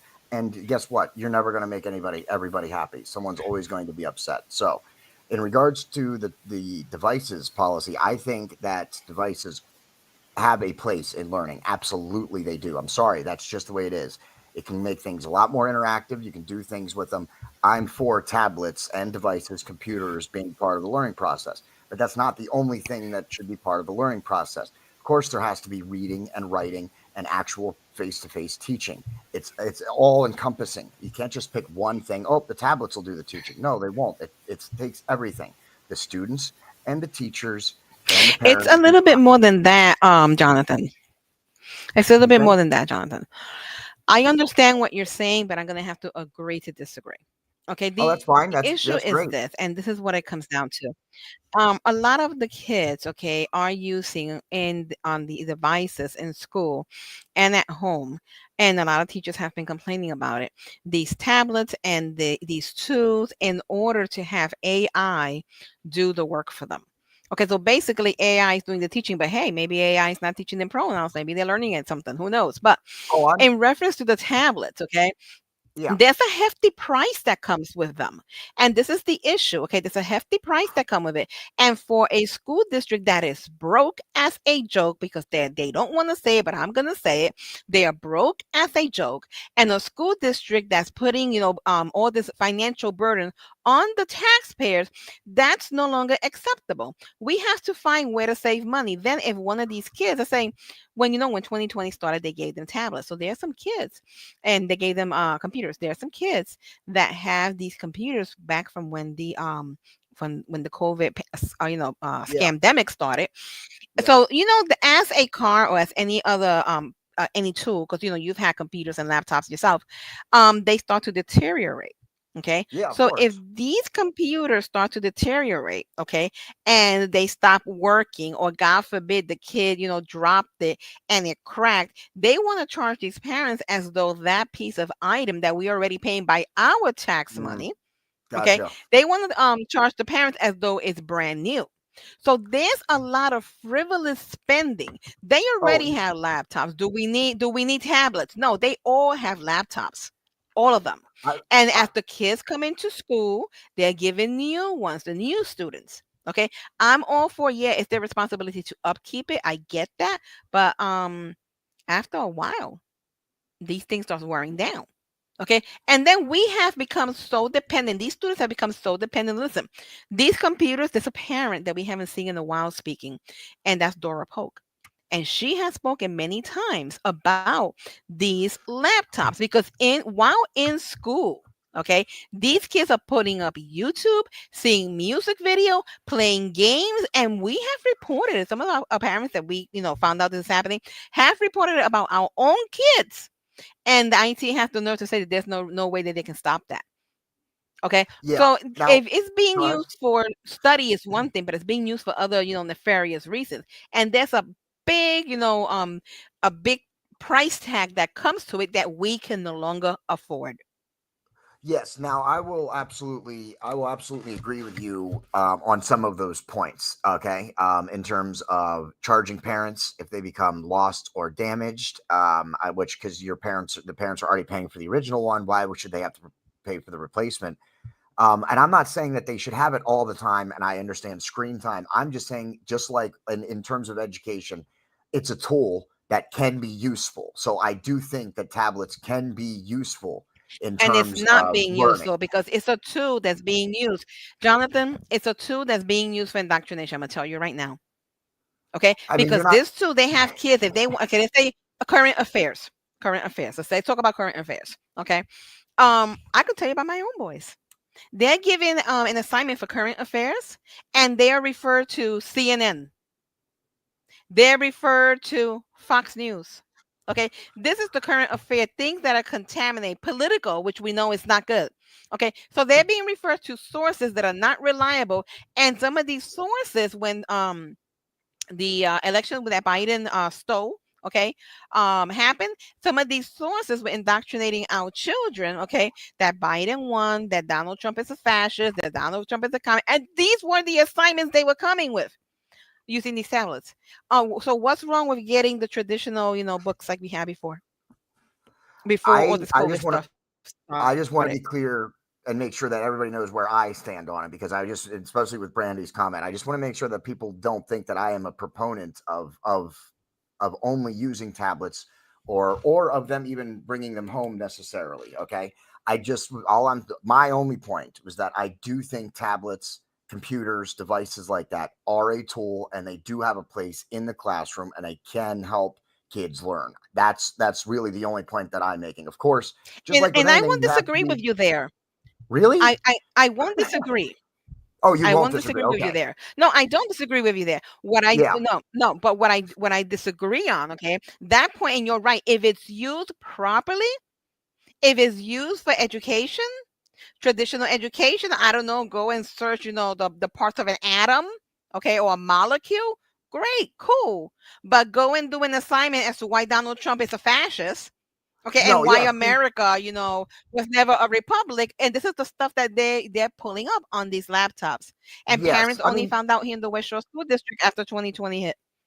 let's see. So, all right. So, for the concern from the parents' point of view, then with tablets and stuff, is that there's less monitoring. A school curriculum. Sorry, you guys get to see. You can look through it the whole year's curriculum. With a tablet or a device in a Correct. classroom, you can go show. You can show the kids whatever you want, and there might not necessarily be a record of that, or the parents might not ever know. Is what your concern is. Correct. You're concerned And that's what the about concern of teachers many stepping. of the conservative parents. Yeah, and absolutely, That's and I exactly couldn't it. agree more. And you bring up a great point with that. That's something that I didn't think of is that teachers, not just students, because of course students are going to do what they're not supposed to with these tablets and devices. That's what kids do. But teachers also may be doing what they're not supposed to be doing or exposing the children to things that they're not supposed to expose or not part of the curriculum is definitely also a concern. I Correct. personally don't believe that there is not some monitoring software somewhere that exists on this planet where that can't be at least monitored, even if they do it. And So I agree. But when you now that comes talk to them again, that about it, again circles back to the cost issue, which is a problem for the West Shore School District, which is, I think, is a separate issue. I think that a lot of this meeting was held up in that specific regard because there was a miscommunication between what they were actually voting on. They were voting on, do we want to use these tablets? And then some of the people were saying, well, yeah, maybe we do want to use these tablets, but we need to discuss how. And those are two right. different conversations. They are different conversations. Should tablets be And then used? do we I think really need yes. tablets, Jonathan? Do we really Yeah, need tablets when they have laptops? no, again, I don't think no. I would say no. I think if you have a laptop, you definitely don't need a tablet. I think you need one or the other. It's an hmm all-encompassing tool. The laptop, the Correct. device, the tablets, they're the same tool, just different variations on it. So no, I don't think that they need laptops Exactly. and And if you tablets already as have a well. contract, that's working and getting these laptops, then why get tablets? Why incur the expense? Okay. We can't Yeah, get air conditioning like Sandra was saying in one of the schools, I think it's Newbury. We can't get air conditioning there. Okay, that's going to cost much less than those tablets. Even if yeah. you go the cheapest way of getting air conditioning and put window air conditioners, if you need Oh, to you're right, provide relief, but we want to spend over $1 million, I think it's a $1.2 million Mariano. in tablets. Mariano, I think is that the Chromebooks, the laptops they have? Is that what they have? They have Right, the Chromebooks. laptop is the Chromebooks, right? Okay, Now the so that's what. tablet, Okay, so it's they're an actually Apple. they're getting The rid the of tablet's an Apple. they're getting rid of the Chromebooks. That's the issue. They're not going to continue with the Chromebooks. The tablet replacements, the Apple tablet replacements, are going to be to replace the Chromebooks. So they won't actually Which is have fine, but laptops and tablets Apple is at the very same time. expensive. I'm Apple is sorry. very expensive. Apple, that Yeah, brand Apple, it's very expensive. I love the Apple brand. I always I'm did. not a fan. I remember Apple I'm back not. in the 80s when they first came out. I am because Yeah, I'm very back with the last artistic. time For I was a fan. artistic things, right? For artistic things, it's great. Okay. And I'm at the time I was very artistic, doing different things. So that in that aspect is great. I just don't see it as a good education tool either. And I then also again, we can't, we're breaking the taxpayer money and they want to continue to spend money. Listen, I yeah say don't let this budget pass. Let it crash. Let them go bankrupt. Okay. Let the people see really the condition and make them pay their bills every month when it's due, like you and me do. yeah absolutely. And I Hold was them really glad to see a responsible lot of because in passing the budget, this is the whole thing, Jonathan. In passing the budget, okay, we are allowing them to continue to get more credit because of their credit rating, to allow them to yeah get more credit and dig us deeper in the hole. They're yeah building these big fancy building like Allen, okay, Allen Middle School. They're building, and they're investing money into repair and upgrade and whatever. I'm not saying don't do it, okay, but what's wrong with putting a cement floor versus terrazzo? A cement floor is as durable. Okay, you can dye it whatever color you want, and it's not as expensive. It's like they want to leave a legacy behind all this expenditures. Then I don't know if you've seen the blueprint. Okay, for some I of the have new not. schools. Okay, so you remember old cafeterias when we entered that were functional. You will make a line, get your food, and go sit down. Well, Yeah. no, now they have these two fancy steps going up, and they have these bar style tables and chairs where the kids sit down like they're in Oh. a fancy Starbucks cafe. Okay, I mean, do we really need all that? Do we need all those Oh. bells and whistles? Okay, and this is what Yeah. it is. Okay, the tablet is in comparison minute to other things that are happening, but it's more money being spent on the taxpayers' back. They don't have enough money to buy themselves a pencil, but they want us to buy them tablets. Yeah, I know. I agree. I mean, there certainly has to be a priority. My initial argument was only that I believe tablets are useful. They can be a tool. Of course, if you can't afford, I mean, like as we just talked about, if you can't afford, if you're having trouble sharpening your pencils, then maybe Chromebooks or Apple tablets are not the best. I'd also like to point out that Apple uh, Apple's very inclusive. They make their own chargers, Yes. their own parts, their own products. So really, the only thing you're going to do, for any repairs and costs by switching to Apple over Chromebook, you're likely going to incur more costs in replacements and repairs than you would if you went with something else, because Apple being exclusive with their own parts and stuff like that. All right, Exactly. I mean, it all comes hand in hand. It all comes all around. It's expensive, and like you stated, they make their own exclusive part. And you can't afford a pencil sharpener. Okay, you're here crying because you want more money, and you're doing what? So yeah, it's not only Kelly Brent saying it; the parents are saying it. The Yes. parents are being vocal. That's where they get yeah. As we heard from Heidi and from and Kelly, and I think one of the other members, they were saying they referenced quite a few times what they were hearing from parents, which I think is Correct. important. I think that needs to be more. The school board should be talking to parents, and then voting and doing things based on the wants and needs of the parents. Not to say that everything the parents want is good for the school. That's the point of running for office. You're Correct. the decider. You listen to the parents. What do they want? What is needed? And you figure out what the best course of action to do. That's called public service right there. But the issue For is, anybody who Jonathan, doesn't that know. in the past, if you look at the meetings before the board that we have now, in the past they got so used to that the parent didn't have a voice. Okay, they got so used to in doing whatever the flip they want. They don't know what to do with themselves now that the parents are ticked off and the parents are fighting back and the parents are being vocal. Okay, so they don't know what to Yeah. do with themselves. So they rather say that it's 5, like Adam Trone said, that it's only 5 malcontent parents, me included, okay, that is making all the noise. Nobody. There's Yeah. more. It's funny, Yeah. Ryan Argot Oh. in the public comments. Okay, he I'm- said Mariana Reed, and she sends some attached documents. No, the documents that I sent attached were the signatures of parents who were That's fed right. I up with couldn't this crap, believe. and he didn't say it.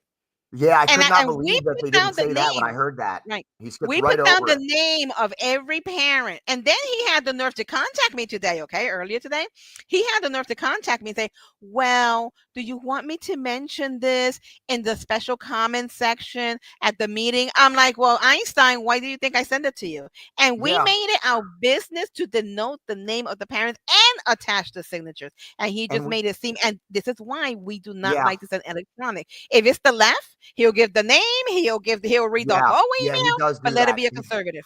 Yeah, he does do that a lot. He skips over the conservative parents' concerns a lot. He does do that a Correct. lot. But we'll definitely put you're going to be sending that form to me, so we're going to highlight Yes. it and show all the signatures and stuff on the show, so that way people know that wasn't just this passerby thing, that it was you had a couple of hundred signatures for that, and that's a lot for a school district with a couple hundred kids. You get a couple hundred parents, and that sounds like a majority. That could very easily be the majority, or even higher than that. Maybe upwards of And it 80 is the or majority, 4%. brother. It So is the majority. The majority yeah, that voted these people in don't want none of this nonsense. It's that minority that's making all the noise that has the big mouths. absolutely. Okay, exactly. And I'll as give you the can fan group. see, if you heard Tyranny today when we were talking about the because I jumped in late. Okay, I jumped in and I was shocked that you guys were still on. I jumped in late. Okay, because I You're was in telling me church. at 3 But hours and 56 minutes that we're still going right now. That's what I'm saying. This is, yes. yeah. So I heard Tyranny, saying and making the allegations of if you guys pass this policy, executive order is not law. And this executive order has been deemed unconstitutional. No, it has not been deemed unconstitutional. That's her gaslighting the people. Yeah, The yeah, executive order has not been deemed unconstitutional. And then she's saying, well, they can be challenged. Her and Brian Geisway was yeah. saying that. It can be challenged. So now they're That's already ridiculous. putting the word out there. They want their people to go and sue. That's their way of Yeah. saying it. Yeah, they're so transparent with the way they talk about things. It's laughable. I mean, all you have to do is see them. All you have to do is see them a proponent to be a proponent of something liberal on the left side, and then see them be an opponent against something on the conservative side. They act completely different. There is no right down the middle. Well, this is what I think, but here's the other option. They're afraid to do that. They don't want to present both options because they know they're going to lose. And that it's pretty clear from definitely a lot of those people on the board. And it was great to see, as I said, it was great to see some of the conservative board members start to stand up for themselves. And before we get to the last item that was on the agenda, I do want to talk just for a second. I don't believe you got to see it, Mariana, but Kelly actually standing up for herself multiple times throughout this meeting. It just did not happen once. It happened at least on 2 different occasions that I was aware of, where people were trying to talk over her, put words in her mouth, or make it think like she did not know what she was talking about. And she, at this time, she stood up for herself. She stood up to them. She said, I don't appreciate that. This is not what I'm doing. She explained what she was doing, and then they still tried to talk over her. So I think that was a great, perfect example of the bullying problem that is within the school. It exists at the school board level. We've seen it before. We just saw it tonight, and finally we get to see Kelly Brent stand up for herself. Not that she hasn't before. I'm not privy to every time someone challenges her, but at least in the school board meetings, it was great to see her actually kind of almost stop the meeting and be like, "No, listen, this is what I said. This is what I mean. Don't put words in my mouth." And I was thought that was very excellent. I was very glad to start seeing some of that, and Heidi Thomas, as usual, speaking up as well. So it was really great to see And I'm Kelly happy really. to hear that. That does my heart well because this Me bullying too. has started with them since they came into these Yeah. positions. And it's Yeah. time for them to start fighting back, shutting them down, and putting the truth and say, this is what I'm saying, and cut it out. So that Yeah, does my exactly. And heart great to hear she that. did that. She did that at least twice tonight. I was very impressed with that, and I'm very glad that she started doing that because I don't like the way that she gets treated. Even though Kelly and I haven't always seen eye to eye on everything, So, but it was really great to see her stand up for herself and to put people in their place and be like, "Listen, you guys this is not what I'm saying. This is not what's going on. You guys are not going to put words in my mouth or try and present this as this is what I'm saying." And it was really great to see that in the meeting. So that I wanted to make sure I brought up as well. It was great to see her stand up and to shut down some of this talking over her. She's the president. Let's talk. Let's not talk about that. Let's just forget the fact that she is a fellow school board member. She's the president. You shouldn't be talking over her no matter what. It doesn't matter. Okay. That's how you show respect to someone who sits in that office. Okay. When they're talking, you shut up. Okay. When it's your turn to speak, she will be quiet. That's how it works. So it was really great to see her stand up for herself and to let her voice be heard and to also shut them down in terms of the way they try and put words in her mouth. And I hope she's slapping them down about this thing with Brenda Cox. Okay, that comment was out of line because it's like I agree with with Brandy right here. Okay, they've been trying to stop this Redland Sport project, and the one behind trying to stop it is Abigail Tierney, and she knows it because she does not want this project to come into fruition. And for them to say that Brenda should not be voting, that's bullcrap. Yeah, I couldn't believe that either. Of course, I mean, just look last week. They accused Cyber School of bribery. So, I mean, some of these school board members have no filter or don't understand what a public meeting and public comments and the repercussions that can bring to you. So, yeah, I think some of these people are going to be learning soon. Let's talk about the last thing, and then we can get out of here. Thank you for whoever is still watching. I can't believe we still have people tuning in. Thank you very much. I really appreciate that because sometimes we don't always get the views on our watch alongs, and we've been trying to change it up to make it more so that people want to tune into us. So that's going to be the new format. We're going to show the meeting, then we'll do our comments and our post game analysis after the meeting is over, so people can hear everything that's in the meeting. So thank you for sticking around for a little extra and talking about this. The last thing was the boys and girls sports, and they had to bring it out to the sunshine, and now they can vote on it next month. Of course, that faced significant opposition from several people, including who was it? Geistwhite? Is that what you said? Yeah, Geistwhite, he Yeah, tries he to come wants. across as a conservative, okay? He's Yeah, he's trying to come definitely across because not. he's That's running pretty against clear. Sandra. And he's also using his ex-military status because he's a vet, okay, as though, he fought for this country and he's a Yeah, well, conservative. you know what? He's the I mean, conservative, my big toe. Okay, I he's have. been trying not to get this policy not passed. And Yeah, like I told you, his wife now she's a principal. I believe it's in I want to say it's Allen, I could be wrong, middle school. Okay, and she was the head of the LGBTQ. Okay, so he's was allowing her to bring all this trash in, so he doesn't want this policy to go through. Okay, so he is not yeah. the conservative that he claims to be. This is why I No, he's say, not. folks, you gotta vote for Sandra Gonzalez because she's the true conservative. And she's the one fighting all Yeah, this trash. You do need to vote for Sandra Gonzalez because Geistwhite is a wolf, a sheep. I'm sorry, a wolf in sheep's clothing. And Brandy says it's Fairview. It was Fairview School, not Allen. Thank you for that, Brandy.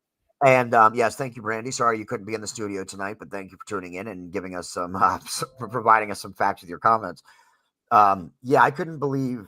Yeah, he was talking so much rubbish at the end of that meeting about the policy, the boys and girls sports. I could not believe what he was saying. Anybody who thinks he's a conservative, just listen to what he's talking about in that. He's not for safe kids. He's not for. He may think he is, but he's not. The way he presents himself, the policies he's for. He's not for kid safety. He's not. He's He's for about the acceptance. agenda. He told you Mhm. that as much as tonight. He actually said he's for acceptance. That's what he wants. And the other guy talking about Yep. why do kids go to sports for acceptance? No, most kids go to sports because they want to play the specific game that they're going to do. Yes, the social aspect component certainly is a motivator for some kids, but majority of the kids are going to play that sport because they either enjoy the sport or maybe they have hopes and dreams, being children that they are. Then maybe they'll make it to the big leagues one day, like the MLB or the NFL, and they'll make it big. That's why And kids you know go to what's the sports. best part of that? About this Geistwhite thing, Jonathan. So when they were talking and the lawyers were talking about, rewriting the policy last week, Brian Geistwhite wasn't even there. So, Randy, just brought to my memory that it's a great thing that Kelly told them you weren't even there. So he likes to yak, but when anything serious is going down, he's never around. Yeah, and if he was that concerned about it, then he should have been at the policy meeting to hear what was Correct. said. He's a school board member. He has a right to be at those policy meetings when they're being talked about and voted on and so forth. So he should have been there. Okay, so you can't come in afterwards and, well, why are we pushing it? Well, they're not pushing it through. This is a policy they've been discussing for at least a month, if not more. This has been going on for a lot longer, than that since I've been covering it. So this has been going on for a long time. This is not something that anybody's trying to rush through or push through. It's been happening. They're at the point where they're ready to vote it through. This is called procedure. This is procedure. This is not, no one's rushing anything through. It's called procedure. You just weren't paying attention through most of it, or you're just trying to gaslight, as many of the school board members like to do. So they are going to put it forward. I didn't get a chance to look at the actual policy yet. I will do my best to see if I can see the policy, or if Mariana gets it, she can make sure that she sends it to me so that I can take a look at it, so we can see if it's a good policy, if it's the right policy. And then we'll be able to comment on that. I don't know what the policy is. I don't know the specifics, so I'm not going to comment on whether the policy is good or not good. The only thing I will say I is have that to with the pull it. I executive, didn't have time to download it today because I had like a billing things on my plate today. But I'm gonna pull it tonight. I'm gonna read it and I'm gonna send to you. But another thing you had, Abigail Trinity. Well, what's the rush? What's the rush? Okay, it's called an listen. executive order. And Exactly, I'm sorry, I didn't mean to cut you off. and they've been pushing it back since January. What you And mean? Joe What's the Biden, rush? and they were quick to implement all of Joe Biden's executive orders. So I don't want to hear this. Oh, It's an because there executive was order. money We don't have attached. to rush it. We don't have to rush it. You were rushing it when Joe Biden was issuing them. So I don't want to hear your nonsense. People are getting savvy to this nonsense, to this double talk. And they Okay? did it because Especially, of the ESSA funds, because they wanted that money. I Yeah. think Kirsty told me that those ESSA funds were like something to the tune of like 17 million, something like that. Okay, maybe it probably was more, but they wanted that money because when COVID hit, COVID was actually a lifesaver for them because they were already in bankruptcy, Yeah. trying to figure out how they want to get out of the red. Then the COVID money came, so they masked up all your kids, but then they all went to this bar, to Yep. have dinner after a meeting, and they were all sitting shoulder to shoulder with no mask on the same Yep. day that they implemented the mask. Yep, that's the typical double talking that you're going to see from some of your elected leaders, and that's why you can't reelect them. Don't let people like that profit and make money or get power off of your vote. Okay, pay attention to who you're voting for. Okay, Sandra Gonzalez is the only one that the Boiling Point podcast has officially endorsed so far. If you guys, anybody who's watching, reach out to Kelly Brent, reach out to Heidi Thomas, reach out to some of the other conservative board members. I would be happy to have the Boiling Point podcast endorse them also. But I have to have a conversation with them first. That's the rule for the show that I have made. I will not endorse somebody at the local level or even at this I might not even vote for or endorse anybody at the state level without actually at least having a conversation with them. The federal level, of course, what are the chances I'm going to get Donald Trump on the phone so that the Boiling Point podcast, he can get the Boiling Point podcast endorsement? Let's be realistic. But local school board and local elections, if you want our endorsement, you're coming on the show. Or at the very least, we need to have a conversation. That's all. I'm not saying you have to come on the show, but we have to have a conversation at the very least. So, the conservative board members, reach out to the show. Let's have a small conversation so that we can actually officially endorse you this year for the elections. The Boiling Point podcast is getting more viewerships. We're getting a lot of local parents and stuff looking to us to provide them with the information. So this is a good place to get your message out.